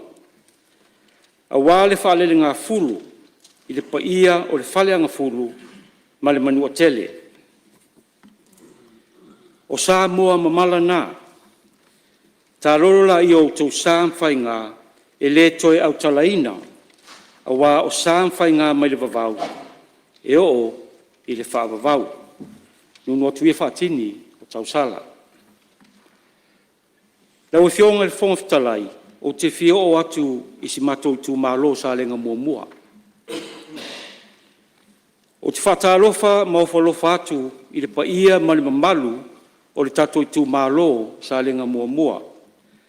A mata mai lava i tā papa mata i lili, se ia pā ia le malai o le mā. A wale fio tu i maunga pō, malai inga sā tu i maunga pō. A fio alo lilo mai yava, ala la tai whare sa soa, masau mai. A fio le sa o tō mata, o le tau fia mali e tō tau papa, ma le tō whā o li. Ala la tai sa leu tō poe, na lima matua e whare upolu e whā o tō whinga. A whiwhio tō tōru o li, ala la tai no whai tua inga i a sa leu tō poe. A whio a fualo ma le tō whā o walo, ala la tai whetalainga i a whai manu o le whawhaunga o leo soa li ma le ala taua. A whiwhio fua lau ma le ngā li, ma lau a whionga whapulai. A whio tira whono mwhavaonga ma usoli. Ala la tai whitalainga i atu i sa lenga, a li tai o i loutu, pule o i loutu, ma le pitu whanua.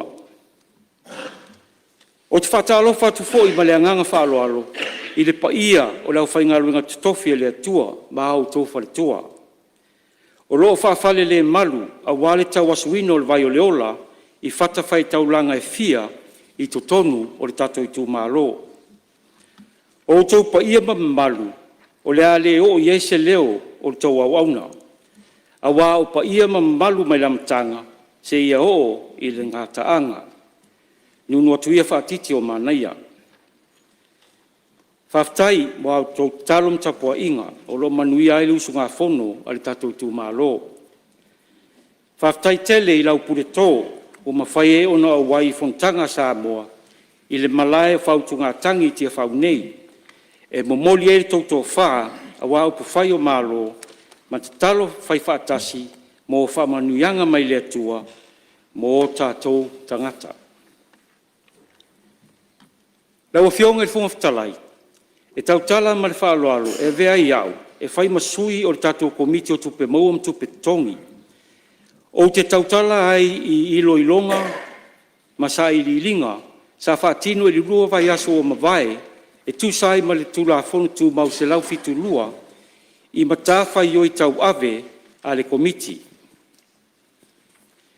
E momoli atu whaftai tele i ro whionga le sui Palemene, o le minsta tupe, ma lo au waa.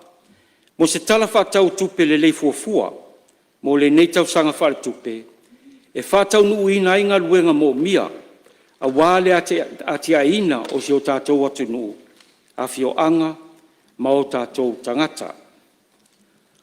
O le nā ua o tau taulimaina li poti, o sai li linga le komiti, pepa le Palemene lua o lua fitu no mera whaasfulua, i le tūla fono whaofi, tau whaofi, o le whatauino tupe lua o lua fitu, ma le pepa Palemene lua o lua fitu no mera lua, o le tala whatau tupe mauam tupe tongi le malo, mo le tausanga whare tupe e whai uina i le aso tonis furu o Iuni lua fitu.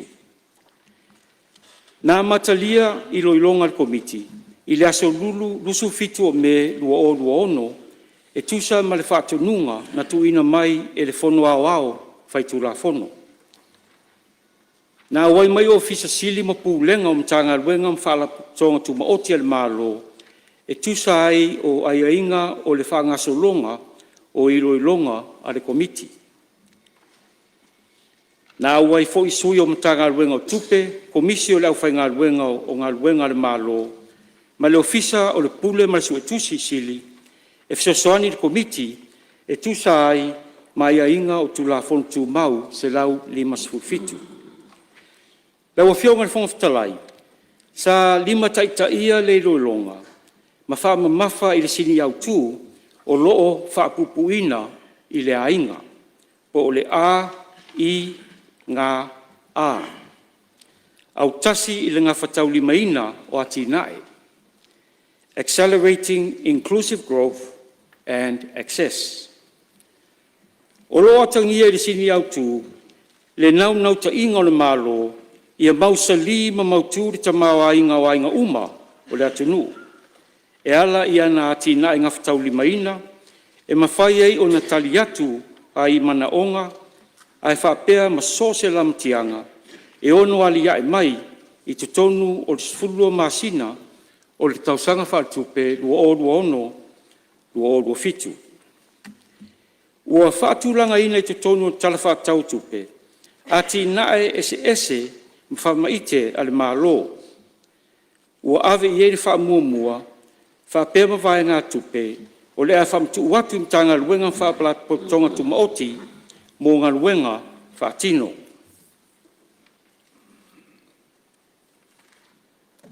O le lipoti o le whalaputonga o whaaputu ngā tupe o lalangi po o le International Monetary Fund, IMF, mo le masina o perila luo ono, o loo whamauina ai, le ono si tia o le tamawa inga o lalangi i le tolu tesi ma tasi pasene i le tausanga luo ono, ma le tolu tesi ma le lua pasene i le tausanga lua fitu.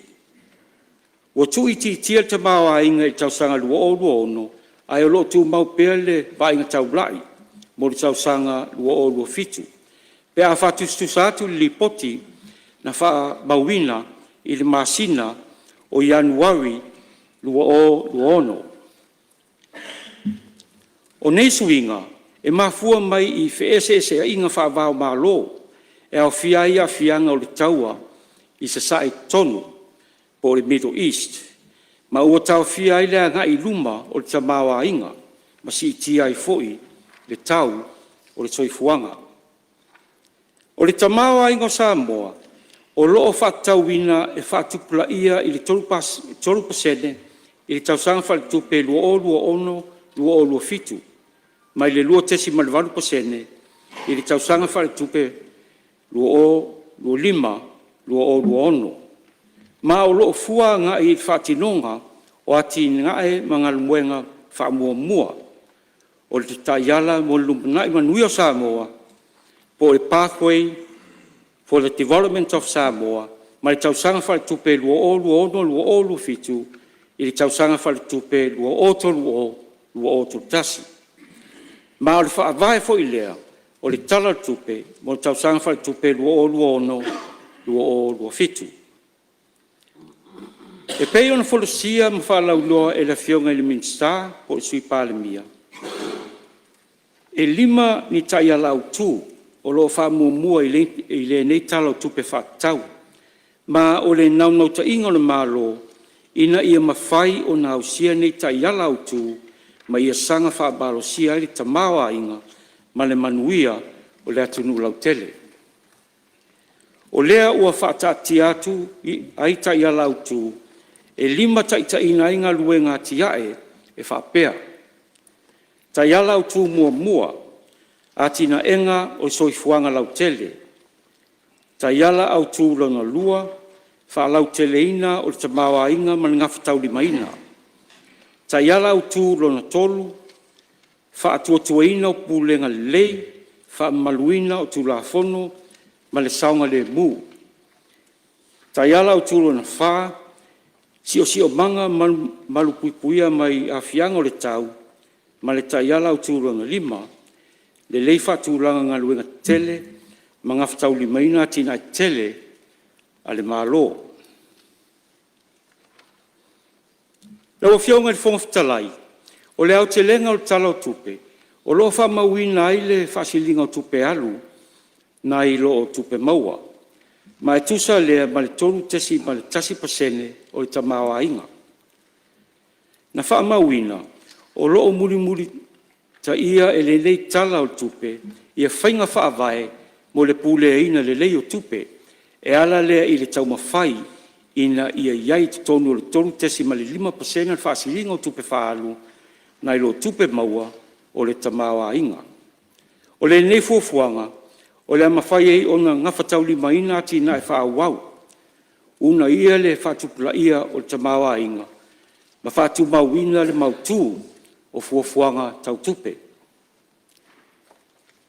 O le au whai o tupe maua whatauina. E tusa lea ma le tasi piliona, lua se lau valsu wha miliona, fit se lau sifuru afe, iwa se lau tosu lima tāla, ma e lua su wha tesi ma le fitu pasene o si iti ai. Pea whatustusa i tau sana whatupe, lua o lua lima, lua o lua ono. E au fia i tupe maua masani, ordinary revenue, ma tupe wha mea lofa mai fafo, external grants. O lea whai o tupe wha alu fuafuaina, e tusa lea ma le tasi piliona, lua se lau valsu wha miliona, ono se lau whasu tasi afe, tolu se lau iwa su tāla, ma e se furu ono pasene o si iti ai. Pea whatustusa i tau sa whatupe, lua o lua lima, lua o lua ono. E au fia i tupe alu whatu la fono, statutory expenditure, tupe alu polo kalame, program expenditure, ma tupe alu le fuafuaina, unforeseen expenditure. Ato e se ai ma tupe whaalu moati nae, i lau whai e lua se lau 5 miliona, iwa se lau tosu valu afe, valu se lau iwa su fitala, e au fia i tupe alu i ati nae, whatupe inai whaalu ngā tupe, loan finance project payments, ma tupe alu i ati nae, whatupe inai i tupe whaamea lofa, grant finance project payments, o lea whai ato tupe whaalu fuafuaina, e tasi piliona, 5 miliona, 5 valsfuru afe, 2 valsfuru valu tāla, ma e 2.10% o si iti ai, pea whatustusa i tausanga whatupe, 2.5, 2.1. Ma o lea e maua i whaasilinga o tupe whaalu, nai lo tupe maua, po le budget deficit i lea whai, e 2.5 miliona, valu se lau ono sulu iwa afe, tolu se lau 5 la, po le tolu tesi mai tasi pasene o le tamawa inga. O loo fuafuaina e whaatupeina le budget deficit, mai whaunu ngā tupe mā mo ngā ruenga tau ati nae, short-term financing. Ma tupe fsasoani tu sao mo le talo tupe, general budget support. A o fesuia inga o tino i tupe malo, movement in cash balances, e whaatupeina mai tupe teo whaasao, cash reserves, al tatou malo. Lau a fionga i whongaftalai, e peo na wholosia e la fionga i minstau tupe, e ono ni vaenga te tele, ua whaafsenga ina i whainga whaavae, ma taiala o le tala whaatau o tua tupe. Ma o ia vaenga tele a fiai, mua, tali atu i a fianga o le tau o swau. Lua, whaamalosia o nuu malalafanga ma le puipuinga lau tele. Tolu, whaamumua le awaunanga lei tau soifua maloloina, awa onga ma whaanga waaina o tangata mo le lumanai. Whaamalosia pūlenga le lei, whaamasinoa tonu, ma le whaamaoni o vaenga tau i awaunanga le malo. 5, langolangoina o le whaatupula ia o le vaenga ma oti tau pisnisi, ma le whaalau teleina o ati na e o tamawa inga. Ma le ono, whaamalosia ma whaalau loa le anga nuu, ta alonga, ma whaasino manga. O vaenga o ati na e o lo ave i eile whaamamafa, e pei o le se lau miliona tāla, ua whaatawina e fisosoani ai, i ngā ruenga whaatino a le whaalapotonga o marosianga tau le tise, ma le pūlenga o le swāvai, mo le tali atu i a fianga o le tau o le swāu. O loo au fia ai ma le vaenga tupe whaaleo leo, a wani tūlanga o ngaonga e tūlai mai. Whaatasi ai, ma le tai 5 miliona tāla mo le whaalapotonga ma le pūlenga. Ina ia mauti noa le sopolia o le tise ma le swāvai, inu itua. E lo iai se fuafuanga e si itia le tau o nei awananga. Ina ia ngawhatia e la tunu le tau o le soifuanga si tia. Ina ia mauti noa le whaamalosia o nuu malalafanga, ma le puipuinga lau tele. O si tia vai ngā tupe mo le polketi o ati na o tu malo, i le se lau ma le 2 miliona tā la. O le wha moe moe, ina ia au sia le se 10 miliona tā la i tu malo taitasi, mo ati na e ngā whatau lima ina, ma le si tia o le tamawa inga, i le mae ai o tausanga i 5. O si tia le se 10 miliona tā la vai ngā tupe, mo whaala puputonga tu maoti, o rof sosoani i le atina ino le atinu. E ala i tu inatu pokala me tau awa onga, so i fua malo loina, atina ino tu pulanga talavou, tinamta maitai, mai la tou, e iai a fianga tu mau, o le soifua. E 2 miliona tā la, ua fuafueina mo le amatalia o le pokala me sosoani, mo whana witi, whatua whana nau, mai. Se ia ulia le tori tausanga, e lua se lau tāla mo le pepefou, whatasi ei ma le se lau tāla o le whaamanuianga, whaale masina. E whaamaluina i le masina o iulai lua o lua ono, a e whatua whaamatu watu whaamanuianga, ia Januari lua o lua fitu. E 10 miliona tāla, ua fuafuaina mo vaila au ma whala au. Whatasi ma tongeina o ai tālafu tuua a le mtanga luenga o soifua maloloina. O loo whaawau pere sosoani al malo, e se 2 miliona tāla mo le awina atu o ngasi i atu nui fafo, e peo fiti, New Zealand, ma Intia. E se 4 miliona tāla ua wha nganga il malo, mo le sosoani i le tolu se lau 2 a onga, e au fia aia o ngā mata, a o ngā tūlanga lua, polisi ma o ngā maulunga. E tai se lau wafe tāla, sosoani il malo, mo le a o ngā fia malama, ma le lotu taumwhai, ina ia mauti noa avano tutusa, ma le amana ia o tangata uma. E se 3 miliona tāla ua fuafua mo polo kalame whaasko sipi ale malo, ma le tasi ma le 5 miliona tāla mo whaala putonga o loo o foinatu au onanga mo au onga whaawau. O nei fuafuanga e mo le whaamua o le malo i au onanga le lei tausoi fua malo loina au onga ma le whaanga vaino tangata mo le lumanai. O le whaavaina foi, o le a whaavaina ai foi, le matanga ruenga whai ngā whaiva puna o ngā taifale, Ministry of Fisheries and Marine Resources, pūlenga o atina e tu malo, District Development Authority, ma le matanga ruenga o atina enga o a inga maanga fisotai, Ministry of Family and Social Affairs. O nesuinga, o le a whaamalosia pūlenga lei, whaamasinunga tonu, ma le whaamaoni o vaenga tau i awananga a le malo.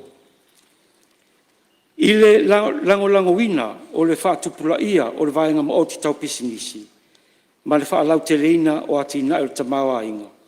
Ua wha nganga i le malo vaenga tupe mo le una ia o atina i tau pisinisi tono Samoa. E 5 miliona tāla ua fuafua mo le atina o pisinisi e tauala atu i le whaalaputonga pisinisi la iti. A 5 miliona tāla mo le whalatupe o atina o Samoa, mo nono ngā tupe māmā ai ainga, mo pisinisi la iti mwhewrolo.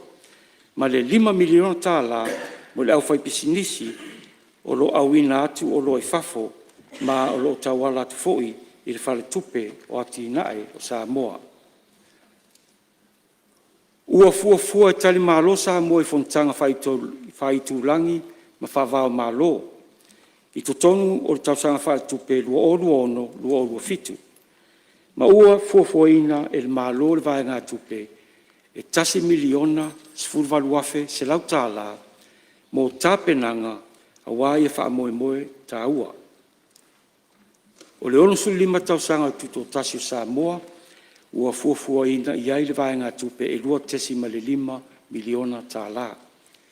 E lua se lau wafe tāla o le afa mtu atu mo le tapenanga o te wila i le masina o Septemba lua ono.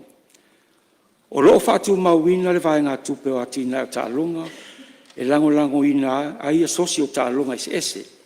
Tālonga whai tau lia i tu tonu o nuu mawhioanga. Tālonga whawao mālo, ma tālonga o loo tali mālo ai Samoa. Wo ngā tasi nei fuafuanga umale mālo, ma le wha mālo sia ma wha laulo ina o anga nuu tālonga ma whasino manga.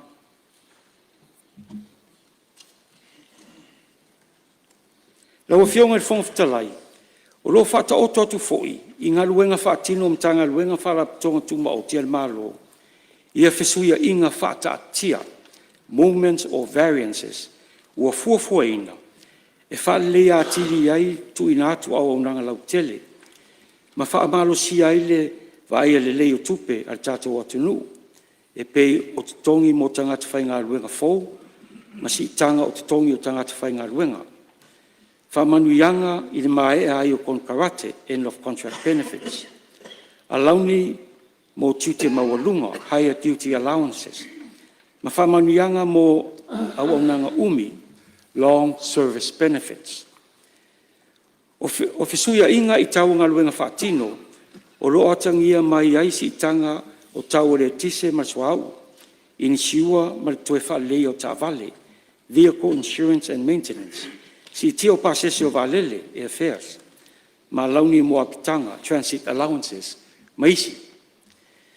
O ngā luenga o awamnanga whaatula fono, ma vaenga tupe e whaaluai, wa avesea mai i le tele o mtanga luenga, ma ua tu whaatasi e lalo o le ofisa o le loia sili. Lewa fionga i fonga fitalai, o whautuanga o loi tono lipoti, e whautua ina i le fono au, i e whaumaunia tupe alu whatauina, ma tupe maua whatauina, o mtanga luenga ma whalapatonga tu maoti ale tātou mālo. E iei fo i whautuanga whaupopo, mo le matanga luenga whatoanga, o fisa o loia sili, tanga luenga mo whalapatonga ale mālo, matanga luenga fo o whainga whaivampuna o ngā taifale, le Universitea o Samoa, whalapatonga whawai tau whatungao Samoa, whalapatonga marosi anga tau ele tise, ma le pūlenga o suawai, ina ia whaalelei atili e lato ngā luenga whaatino, ma awaunanga lau tele i la tunu. Lau a whionga le whongatalai, e i nai whina ngalo na la ngā enisio sui whai pule, sa au fia i sa ililinga le komiti o tupe maua, ma tupe tongi. I le mata upu, i le si tanga o le suau, sa la ngā e sui whai pule mai anoa maarua. O le vaenga tupe se lau miliona, tāla, ua wha nganga mo le tali atu i a fianga o le tau o suau. O le nei vaenga tupe o le afsosoani i le tātou EPC, ma le tātou swa. Ina ia mauti noa le maua pea o nei au nanga tāua.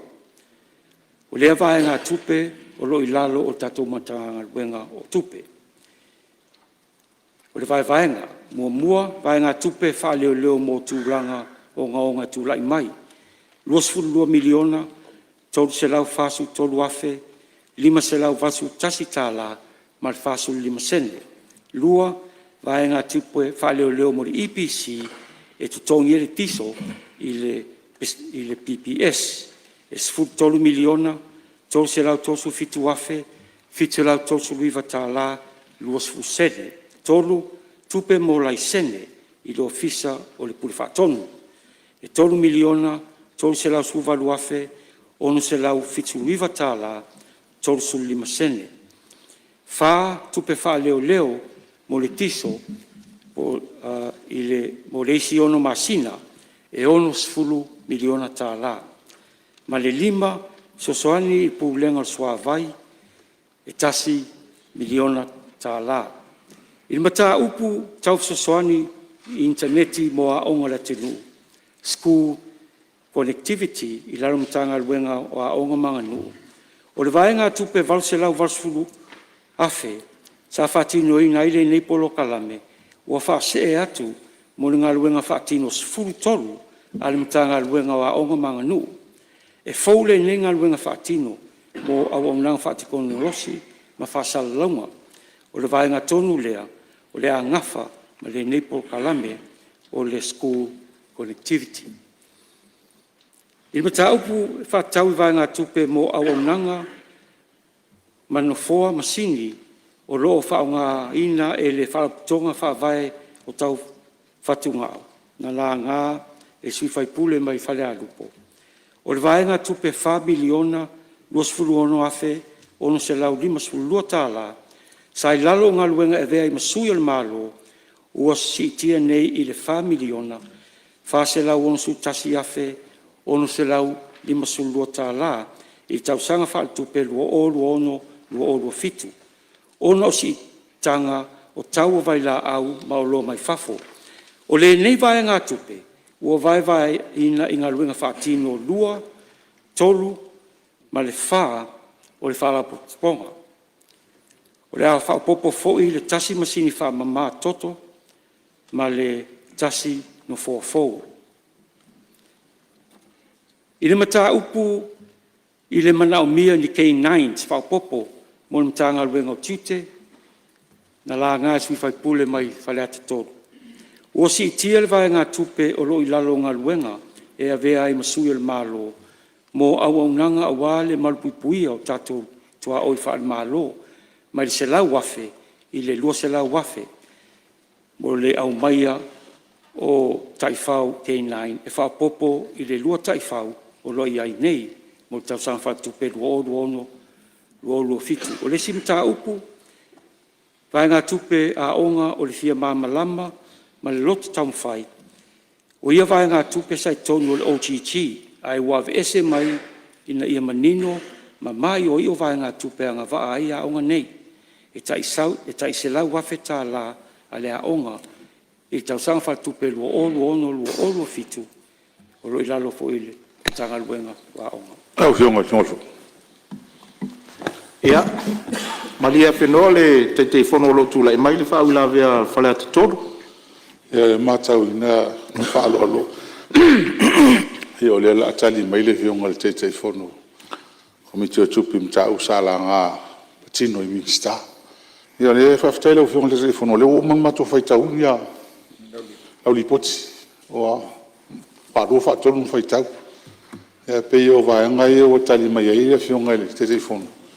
Si sao yo fionga ni minsta amul mori lo fionga pe fa i tulanga le ni ti o te la nga ho i te mi molian ni fa lava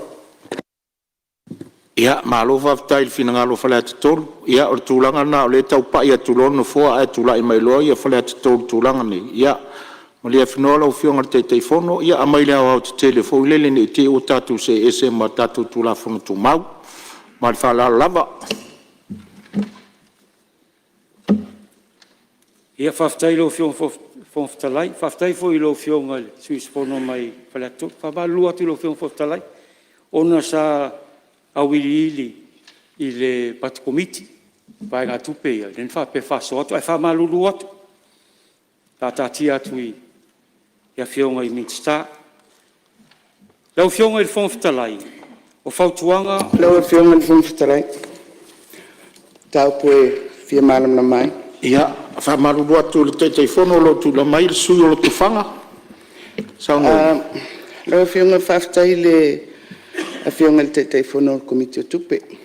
I le la sanga le o atu elan fol sanga. O tupe whaanganga mo a onga. Pela le wātangia mai o le tātou mai ngā tupe le whaso atu mo a onga i tua. O lea foi watu e whatūranga. Ina ia malamalama i whainga whaavai. O le whaso atu i tua. O lea lau fōlinga mai. O le atūranga ese ia a unga whapitoa ia a po a unga tūma oti. Lea foi i kolisi e pe o whaima whataitainga o kolisi o Samoa. A vela pe a tātou kolisi i savai. Ia pelelea ia avelema ma le kolisi o Samoa fai mawhatatenga o le fisili. Wa le ua manino mai, o a onga ia I tua I nuu mafioanga, mai tu malu, o le la awala tu le whasoa I Fonotaga. Ai le o manino, pe o le awala e whasoa tu ai tu pe tātou kolisi ia. Ai le pe wata o manino mai wa onga tu mauti. Le la tu sa o a ia onga ia. Ia la tau pulenga. O le ale la vea I lalo oni Fonotaga. Pe o I tu la ia e au lo Samoa ia le fionga le te fono. Pe e mana ia e atangia mai ai. Le whaasoa le ua iei, ma le whainga whaavai o toa ia le tātou tupe moa o ngā le tunu. Pe o le pesiri le fia mālamana mai lau e fionga. Ya, olo tu lai mai le teitai o malo, msalo le la whamamama le fionga le parmia. Tūlanga o le mtau pule le tātou o chichi. Ina ia manino, malama le lei, le mafua angof tūna inga nei. Mo le whawhaingo fieina o le awala fau. E la whatūlanga I le tuinatu I whafol tātou o chichi. Se teimi ina sauno manino le minista I mafuanga lau te tele. Ma mafuanga na leina sui ma whawhita auri na mata I tu ia I whainga malo. Na lei on sui. Al mele fsiri tonu ia le fionga sa whapito. Ioe. A onga tu matila ne o kolisi te tele ne le malo. O loo tui te tonu le taulanga. Mo mole na lona lua. E lau te tele I la tau o loo a onga I. E lea a fia se tu malo stasi. O tu malo o mau Samoa. O leo mai la tau whanau I. O lea wala pito sili lana mai tauina er kapeneta. Sili eina vave na whamatu ura tupe. E sood au te ia onga te tele. O lea ve sao i le tupe. E whai la tau pulenga management. O tu langa ia. Mōre lumanai. Ina ia awane ia tangi ai le tau mia langa I le tasi. Se tu malo e a fia I la onga lea. E na mafu ai lana whaile tonu lea. Ave e fetu una ia la tau po fe mea nga i ele whainga fau lea. A iei nisi whawhita au le tūlai mai. Ion tam whai fau le fau. E na mafu ai ona ia onga te tele ia le malo o lo tūlai mai te tonu. Talfata Iopia a vele Samoa College, primary, Apia Primary. Ma onga umale te whaleata. A onga I te tonu. O leo whanga umamai iai. Alo mawhana o le tunu e tiutilo iai. O lea ngaina la vai mo swinga o tau mwhaita tō malo e whai. E fō ia whawhita auli. O lea na mai tauina na lai o na wha tere ngese ma wha tuai a ia inga o le wha matu ina atu o le tātou tupele I wafa. Ala tātou matai tupea. A ria I maini swinga le lei mea leu whai whataunu wha wau. Aia ngai mai fo ini swinga e le tala whenga. Ion tātou toi fitu na I fo I lea mo le raru lumo le o le tātou OTT program. O sosani atu le fionga te fono. Ia, malo whaftai, msalo lewa whafonga le fionga le sui o le tufanga, ia I le tūlanga o leo wha manino le teitai o malo. Tu atu lewa noe wha wau sau noanga le fionga le teitai fono. Whaftai lo fionga I Palemene le wha malama ino le name ta ua. Leo fionga le fonftalai, ia, e tātou te nof talo pea. Ia manuia sa mua I ngā luenga la whaatino I lana vaenga tupe whaatausanga lua o fitu. Ma ia whaatupula ia whamanuianga I le tū mauai o lo tātou whaatuatua.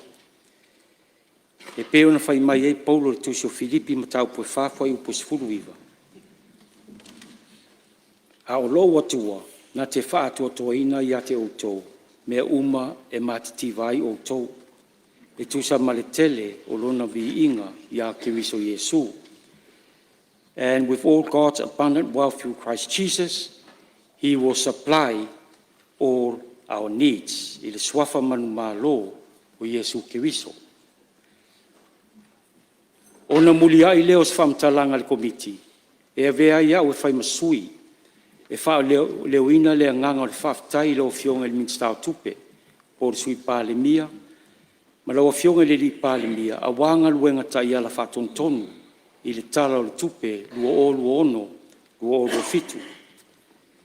E momoli atu fo ile ngang whaafitai i whaululunga mtanga luenga ma whaalapo tonga tu mauti uma o le malo sa mawhai o na awai mai e tusa ma le wala watu o le komiti mo i loilonga o le tala whaatau au tuo tupe.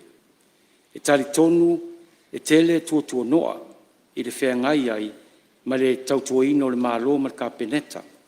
Ai sa whaavanoa lava o tau taimita aua mo tu ina mai o le sosoani. E whaamtala ina ai o fuafuanga ma whaamaumaunga ma lo whaafitai. E le whaangalo ina foila o unanga o lawa fionga o le whailau tusi ma le ofisa o le fono. Whaafitai mo le tautua ina o Fonotaga le komiti i le nei lua vai aso au whaanga solo ana i loilonga.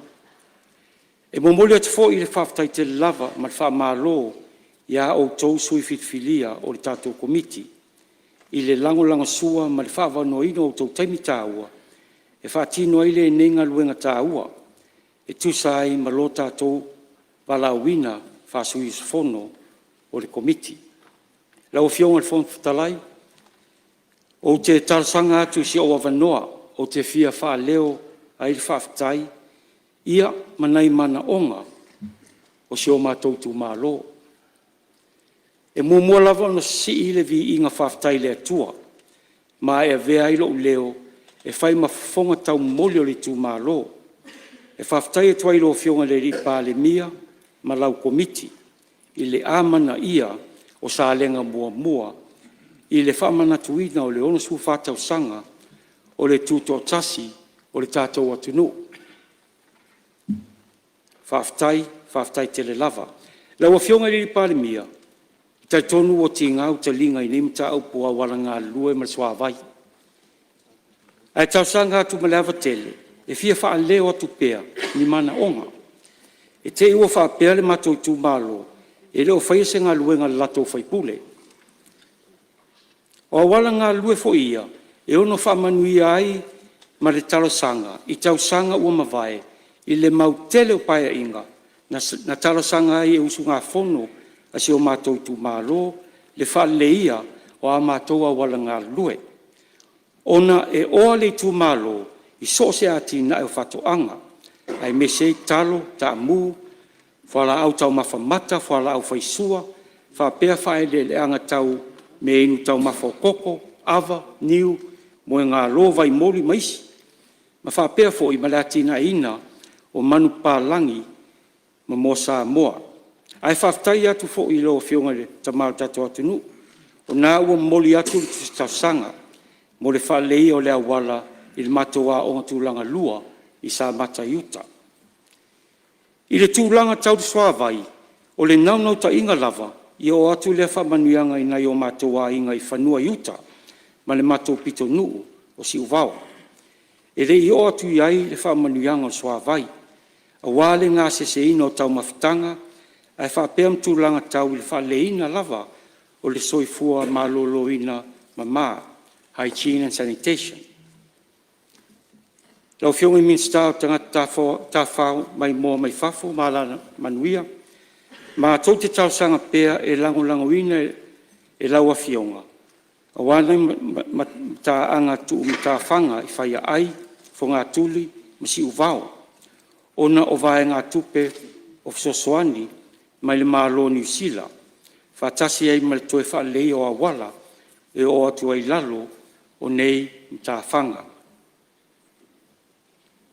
E iei fose tasi o mata anga o mato i tu malo i whanga whau, ua lau loa i Samoa nei mato nui whafo, e tā ua o le Lovers Leap.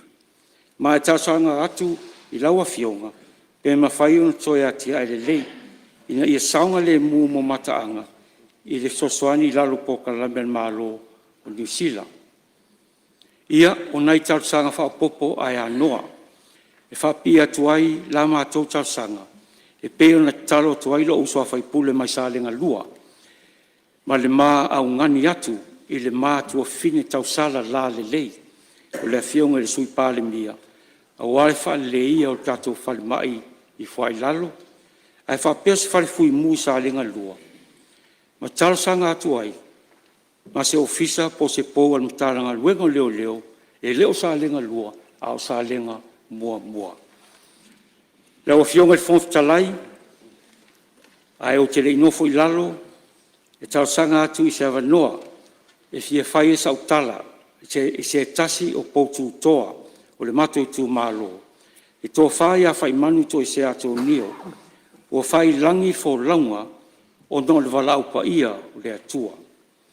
O le tō whai a whai manu, sa vea mputisili o le mato ofisa, o le fono whawai, talu o na whawaina. Ia, whameisele anganga o le atua, i lau sunga le tausi, ia vai le lingi masoe, whai manu, le nofo alo, ma le ainga whaavau. Ia lofa le atua puli tele, i le tausinga o outou soifua. Lau fionga le fonga talai, a veile nei taibu. E momoli e toa i le whaftai tele lau fionga, i le whafoeina o le tato Fonotaga. Ia whamanuia tele le atua i lau fionga, a walo wala wina. Ia whamanuia atu le atua i lau fionga i le Palemene, sui Palemene, le mamalu al kapeneta, ma min sta lango, whapea lau fionga i le sui fonga talai. Ia whamanui atu fo i le atua i lau fionga i taitai o le tua ngai, sui taitai, lau fionga i sao whapito, ma sui os fono uma o le Palemene. E le ngalo, lau fionga i whai lau tusi, pa lau whai ngaluenga, o le ofisa o le whai lau tusi o le fono awa whai tu la fono. Whapea whaulurunga o mtanga luenga whalaputonga o tatou malo, ia whamanui atu le atua ia outou. Whamanuia te le atu fo i le atua, isi o mātou i tu malo o lo tapua i mai. Whaftai te le lava, mo lo avanoa, soifua mai e manuia. Ua whamalo atu lau fionga le te fono, mo le komiti, mo le lipoti le komiti o tupi maua ma tupi tutongi. Whamalo ngā lulue, le whalongolongo ti ngā, ono se ngā luenga e tele lo na whawhita uli ma lui tau, whamalo lo nsai. Ia we fole nei avanoa e whamaisi atua ilu na fōa tu salvala aupa ia le atua leo maua, ia o le sa avea mapule o le fono whawai le tu malo, ia sa lua ngā lulue so tau au.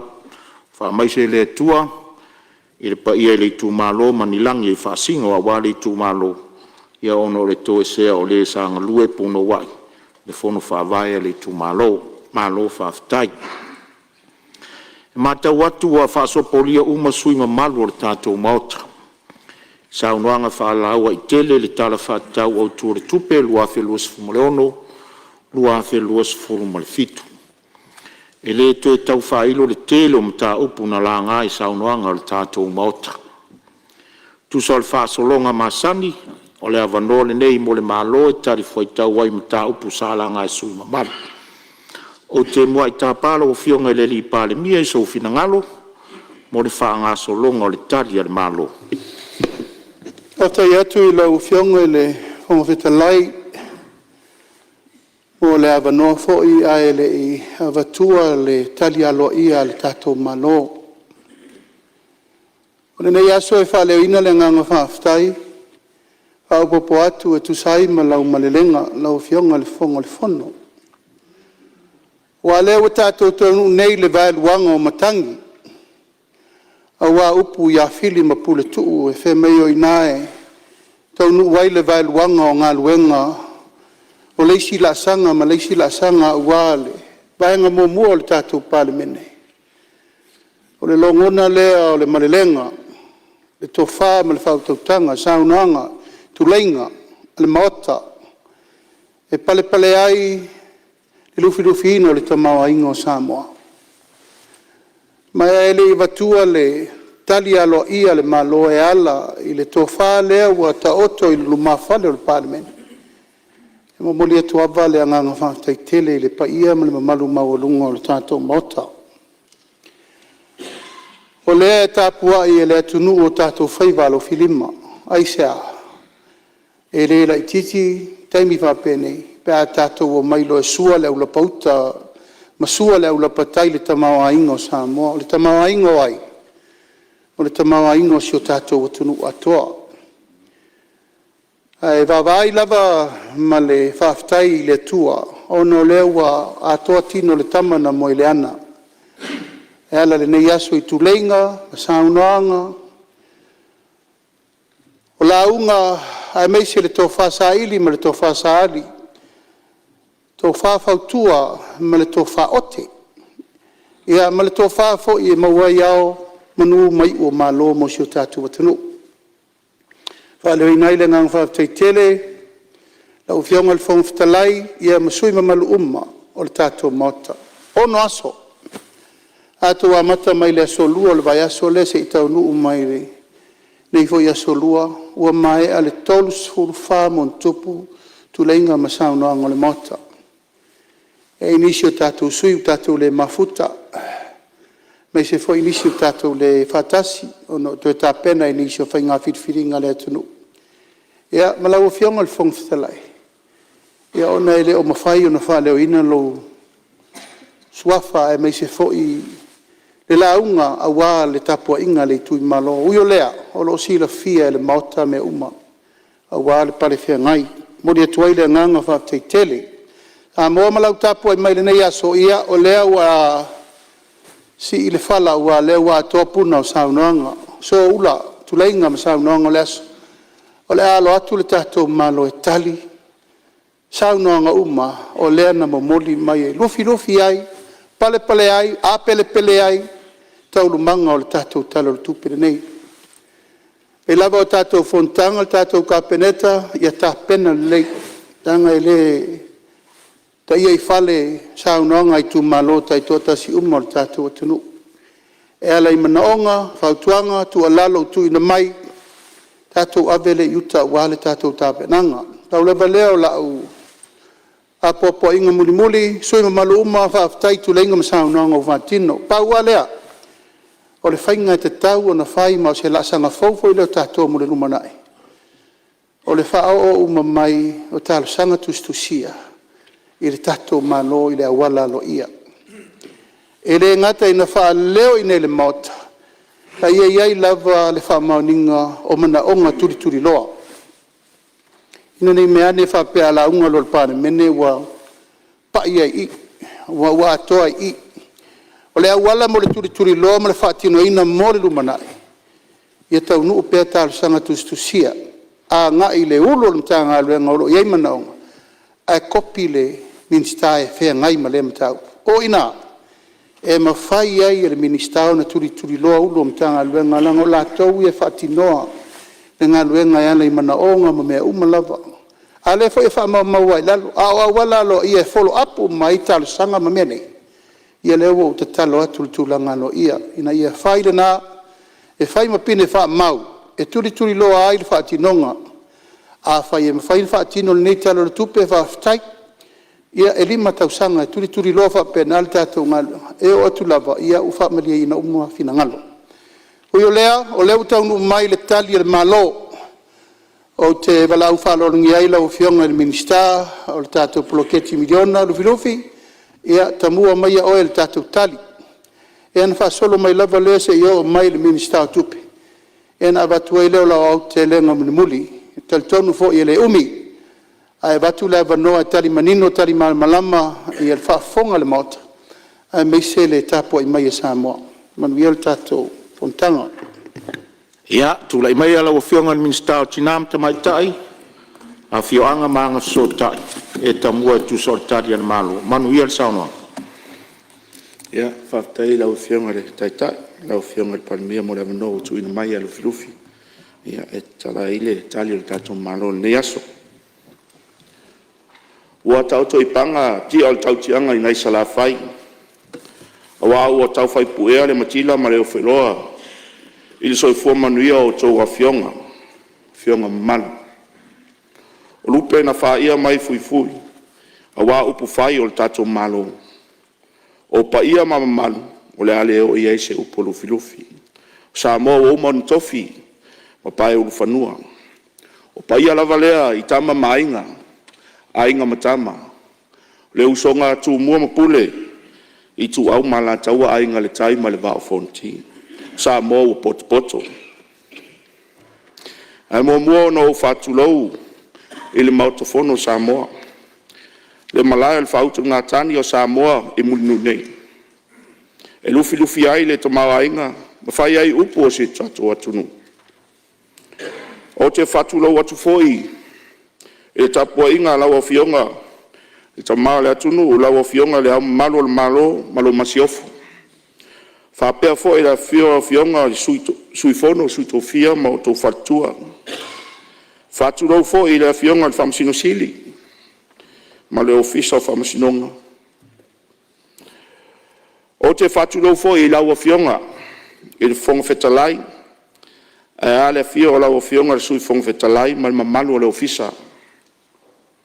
Whatulau atu fo e lau fionga, e le taitai o le malo, lau fionga le Palemene. Lau fionga le sui Palemene, le paia o minister kapeleta, ma le mamalu o minister langolango. Whatulau atu fo e lau fionga, e taitai o le tuangai, whapea le sui taitai o le tuangai, ma le mamalu o le naitu o le vaenga whaupwhai. O te whatulau atu fo e lau fionga, le sawhapito, ma sui mamalu tuto tasi o le maota, le whawai loro fo i le tapua inga ofisa silo mtanga luenga, le malo, a mai se Samoa o poto mwhafonga mai le nei tu lao le aso. Ia, tapua inga si o utu malo ano a matasi, e mana tua pea lo o tau nofo talo mai me tapua mai. Mo le nei usu ngā fono i le lua vai aso. Mai lava ina i onu o fale vau, fale wha, lalo maunga, fale apuna, manunu, mo lufi. Ia, o le ale o se tala i tō paia ma tō maro nai tausi, le a fo i te tausi whapepele iai. Lau a fionga le fonga whetalai, o le maota, ma le maota malu. E mua, ona o tū ina atu is whamtalanga tu sa ai manga luenga, e fito i tonu ma le matanga luenga o tinama ta mai tai, o nuu maanga fisotai. O le wheau au tū e whia mori atu. O ainga e nofo whealfani mwhausi ai i a nuu manuia. O nuu e whetausi ai, maalo lofa ona tangata, e whausi ai le a whio anga malos. Ma a whio anga e mautū ma le leo na whaavae, e whausi ai se Samoa manuia. Mausali, ma ngafa tau li maina lona tamau ainga. O ngaruenga mta ngaruenga e tau lai tonu i tangata o Samoa. O le whamau tino ina lea e mau ai e whanau lea matanga sili o leo langa. E langarongo ina ai a inga, e whamarosi ai tupulanga talavou, sanga le mumo tamaitai. E langarongo ina mao fia ai tangata e ei a fianga tu mau o le soifua, ma ia whataua ina tangata matutua. Ma o le au tūtonu leo le ngaluenga le mta ngaluenga, o le langolongo sua i tangata Samoa i vaenga o leo langa ma le soifuanga. Mo le silifia o tō a fionga malu, o nisi neo la sanga tā ua na usia i tau sanga faltupe, o le afa mai anei, luafe lua lima, luafe lua ono. I le sfulu lima, masina o tuanai, sa wha uawa i lava e le malona wha malosia ati nai, o anga fisota i o Samoa, e ala inisio po kalame, e au fia ai, tasi, le whala wilo ina, o tai ala o le atunu, mo le ati ina e ina o whanau laiti.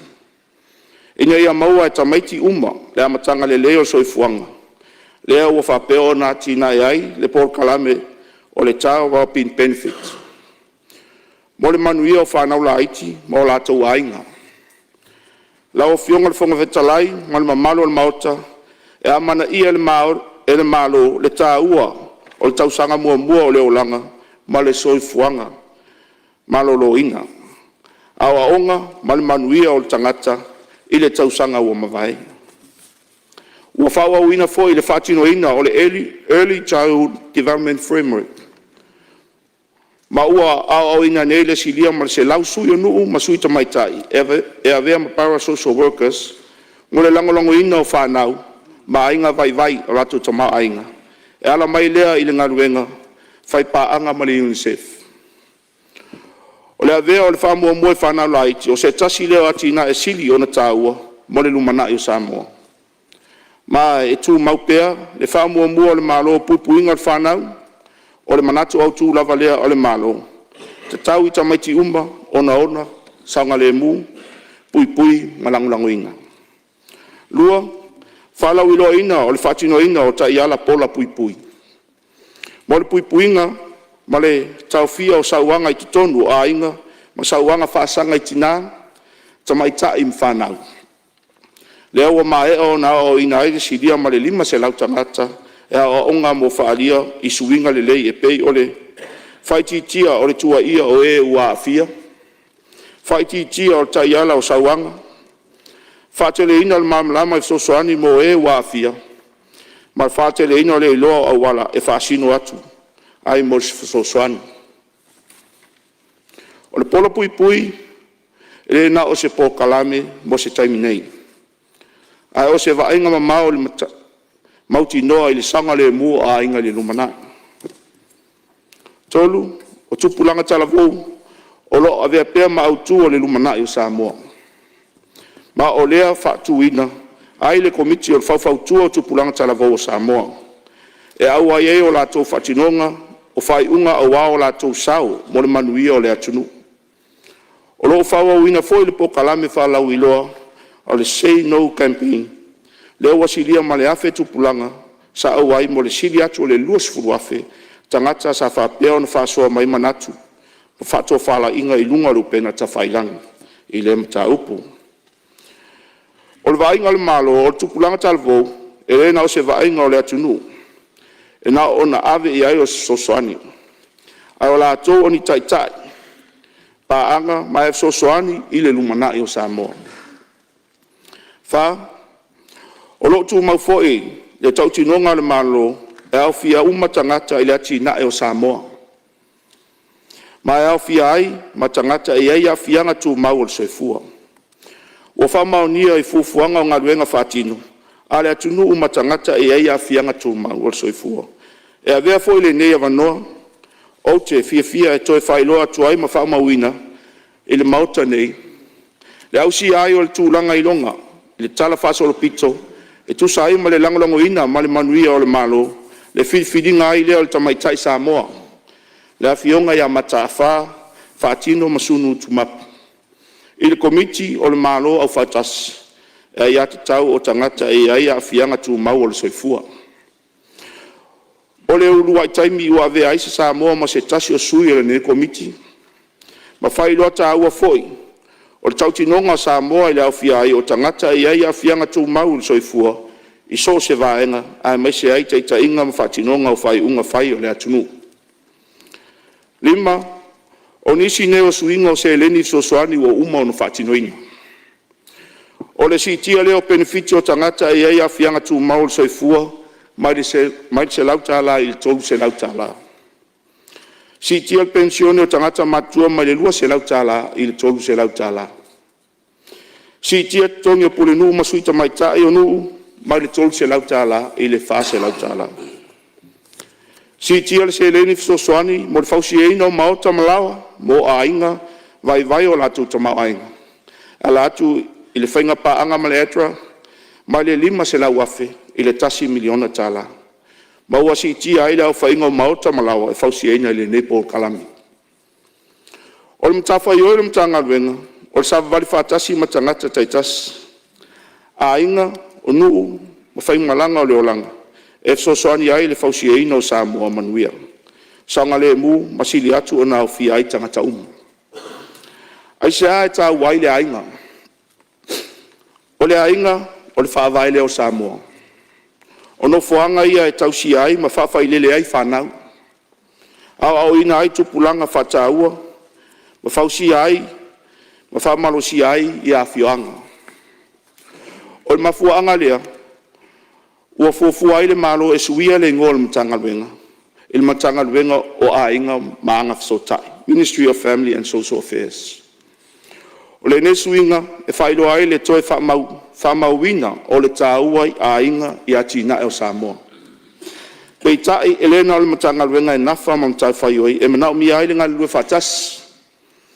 A matanga luenga le malo, tai tai onu o e kalesia, a fionga, vaenga tu maoti ma vaenga uma o le atunu e au fia i tupulanga ma tangata e ai afianga tu mau o soifua. Whainga paanga o atinae, ai mai sei lava a inga uma. O le atinae lau tele o Samoa, o le matafa ioi o tangata uma. Lau fionga le fonga fetalai, whapea le mauta manu. E tu sai ma le tala whatatau al tupe, ua folasia le mauta nei. E eiva ainga le lumana i te tonu o le isis fulua masina, o le tausanga whale tupe, luafe luono luafe miro fitu.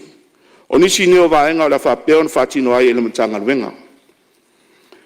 Whatino ino le benefiti mo le soifua manuia o tamaiti tawa pin benefit. O se por kalame au tu ilalo o le tatou early childhood development ECD framework. Ele nata o se fsosoani tau tupe. Ai o le au nanga e lango atu ai le au fi ai foi. O le mata i tu o le soifua maloloina ma le atina e ino le whanau. Lango bo matua mainga. Ona o lea awha malosia ai le whatino ino le pepa whanau. Al tamai titi il taimi ua soifua mai ai i le tasi le lua vai aso le matua. Ina ia ngā vaa ai le lua i lua se lau tāla, ona whapea lea ona tai se lau tāla, il masina tai tasi se ia pa ia le tolsful lima masina o le matua o le tamai titi. Ai ai foi ona ia inga, pe ona whatino ino ni siaki, mo mia e whai ai tui pui, ma whatu ulanga e le whanau. E tā ua le ngā lua whatasi e tūtino uma o le malo, ai mai se le nei matanga luenga, ma le matanga luenga o soifua maloloina. E mata i tūina ma wha malosia le whainga o nei tui pui, a le whanau. Whatino ina foi o siake whanau, la iti, e fo mai, e awhi ai ma le fua ina o le mamafo le pepe, e ngā lulue malangolango su ai, fono whawai, o pokalami nei o matanga luenga o soifua maloloina. O le ne benefiti e whamoe a mata whatino e a te sema lua wheluono, Januari i le lua whelua fitu. Ona e mo mia le whanga i o mua se system tala whea ngai, whatino ai le tuftufaina o se leni, ma whainga whawai e ala atu i le nupi whaha. E ma whai foi ono tuina atu benefiti nei mo pepe fou uma, o le a whananau mai ai ulai, lua wheluono. I lunga o ai ainga e pei ona whailo atu. Mo sosoani mo le fausiaina o maota malawa o ainga, e vai o la tamau ainga. O le asitia i le 2 miliona tala. Ma o le manatu le mtanga luenga, ma le komiti fitu o tonu ai le polu kalami.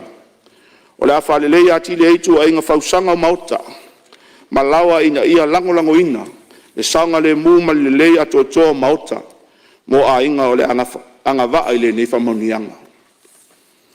Ua whapea foi o na whamausali, ma whamautu soani tautupe, grants. E tuina atu i NGOs, ona o le telefoi o le latou sao e ati nai. Ma le tautua ina o tangata lau tele o le atunu, e tusa ai ma o latou o nanga ese. O le awha o pel po kalame o le ati nai o whanau la iti, whamalosia ai po kalame mo tupulanga talavou. 5. O le awha atino ina le National Disability Action Plan, au fia ai le taulai i le awa notu tusa, mo awa onga mangaruenga ai maise, le whalau te le ina le awai atu taita inga ma whai unga whai o le atunu. O le ono, mo le manatu au tū lava, i e wha malosia le ngā lue whatasi o mta ngaruenga, nu e kalesia, paanga uma i le atina e ina o whanau ma tupulanga talavou. Ona o atu lea o sau whamatalanga i tātou poloketi ati nai o tu malo. District Development Project. La o fionga whong whetalai mal mauta malu, e o maili taim nei. E ono su valu miliona 5 se lau varas fuluafe. Ua mae a ona whamatu atu i tu malo mal whatino ino poloketi. Ma o fufuanga ati nai ua whamaunia. O le Palemene o tupe 2 miliona 2 se lau 2 fuluafe. O whamaunia e komiti e whafoe o ati nai o tu malo steering committee. Ma le kapeneta mo le wha o popoina ai o se taimi e whaonga ai le special purpose account. Se ia o ia te sema le lua wheluonu. O le nefa poponga, o le amawai le avanoa o tu malo, e whao mai o la tonga luenga, ma ua whamaunia, ma whao ngata tau wai se eleni, o lo tutoi. Ma wha mai ai li poti tau tupe, ma pepa whamaunia, mo le whaonga ino se eleni. Vaenga au tu ati nae o tau nuu mau au sia. O tupel DDP, ua langolango ina ile tele o vaenga ta ua ati nae. Ua wha maunia I fuafuanga, whal tausanga I tumano. Le au fiai le vaenga ta ua nei. O Paul Kalame sosoani mo aonga, Back to School Support Program. O lea ua tuina atu ile se lauli masfuta lai tangata anu umo Samoa. Ngolo sosoani o whanau aonga, maainga, e mana mia tau aonga. More sila fia le mauta, tatou mauta fono. O le whainu mera lata mai o le nepo Kalame se lauli masfuta la. Ua se lau iwa sfufa afe, lua se lau on su fitu, leo whainga o tangata anu. Ua o iai le whasoa. Ma e tusa lea ma le luas fulu, iwa miliona, iwa se lau iwa sfulu afe valu, se lau lima sfuta la. E se eleni, ua tufa ina atu. Ma o te talitonu e tusa lea ma le iwa sfulu 5% o tangata anu o le atunu. Lea ua maea o na latu tala latu se eleni. E watu ai foi, ma se tua lalo e o latu uma, ele I o atu I latu se eleni. E whailoa vave, e tala ino au tau se eleni, e o tau fono whawai. A le wha mutaina, le polo Kalame I le aso tolu sfulo Iuni lua wheluono. Ua ei fo inisio polo keti ua uma, ono so lau pule mwhamaunia mai le komiti, o fono whawai taitasi e pāsia, e komiti whafo steering committee, e au fiai, tasi, so ani mo a onga skolsipi. E silia mali iwa sfupaseni, o tu malo wala tu ina atu so ani mo tongi o pili a onga, skolsipi mo a onga maululunga. E universite, tivet, o kolisio e kalesia, o pe o piula, malua, mamomoa, ia manisi. O le nei so ani, ua vema so ani ta ua mo a inga mwhanau, o lo fea ngai malu I tau tupe. Ua whaalia e nisi o whanau, ua whau mai a onga maulunga le ta ua o le nei so ani. Ile whai tia ai lea o le mawhai, o na tongi inga pili, mafsosoani, le tu mau, pea I lato whanau ia o onga. Lua, o le ati na e o whale a onga ma aseto a onga. Ua tele ni tupe, ua whanga inga e tu malo, mo le whale lei o no whanga. Mo awa onga e au fiai, whausi e ina o le toe whale leia o potu a onga, whale leia o maota, ma whale tele o a onga pe o le ho, whausi e ina o whale taele, whale ui se tulou, whausi e ina o whale ai o a onga canteen, whausi e ina o le whaltusi ma potu computer, sapala ina o lau manofoa, ma isi lava mea e a ngamo a ona whanau. O nei ngaluenga, ua sosoani le whale leia o le sisi o manga o a onga, ma le soifua manuia o whanau a onga. Tolu, o ati ngai te tele ese o tumalo. Ua langolango inga o tupe o TDP, ngā ruenga e au fiai, a wala ngā rue tutono nuu, vai mapuna vai, whale komiti o nuu mai tumalo, tau ina o wala ma ai, ma isi ati nae, ua wha mua e tumalo. Wha, ua mo whatoanga ma whainga whaiva. Ua whapea o na ave fo I le wha mua le tumalo o tupe, mo masini, ma mea whainga luenga mo whatoanga. A seta tau whainga whaiva, e au fi aiva a whangota alia maisi. Ati nae o whatoanga, lafumanu, ma luenga o le whamalosia ai o avanoa o le tamao ainga. O te vairupeina I le anganga whaaloalo le saunoanga tari foi tau wala o fionga ni minsta ta ngaruenga. Ono o tātou tonu mai lava le tātou malolonga o le auri. O le melea o le ato e whaawau saunoanga pe au tātou tau o fia I le itu lai lua. O te whasisi latu o whatatia ese ngaruenga le fono au whai tu la fono se o tātou tau e tau o fia le itu lai lua mo lana malolonga masani o le auri. O lo o tā pena le tau maftanga o le auli le lunch I le maota o le tofilau eti alesana italiai lau tau sua. Mare anganga whaaloalo.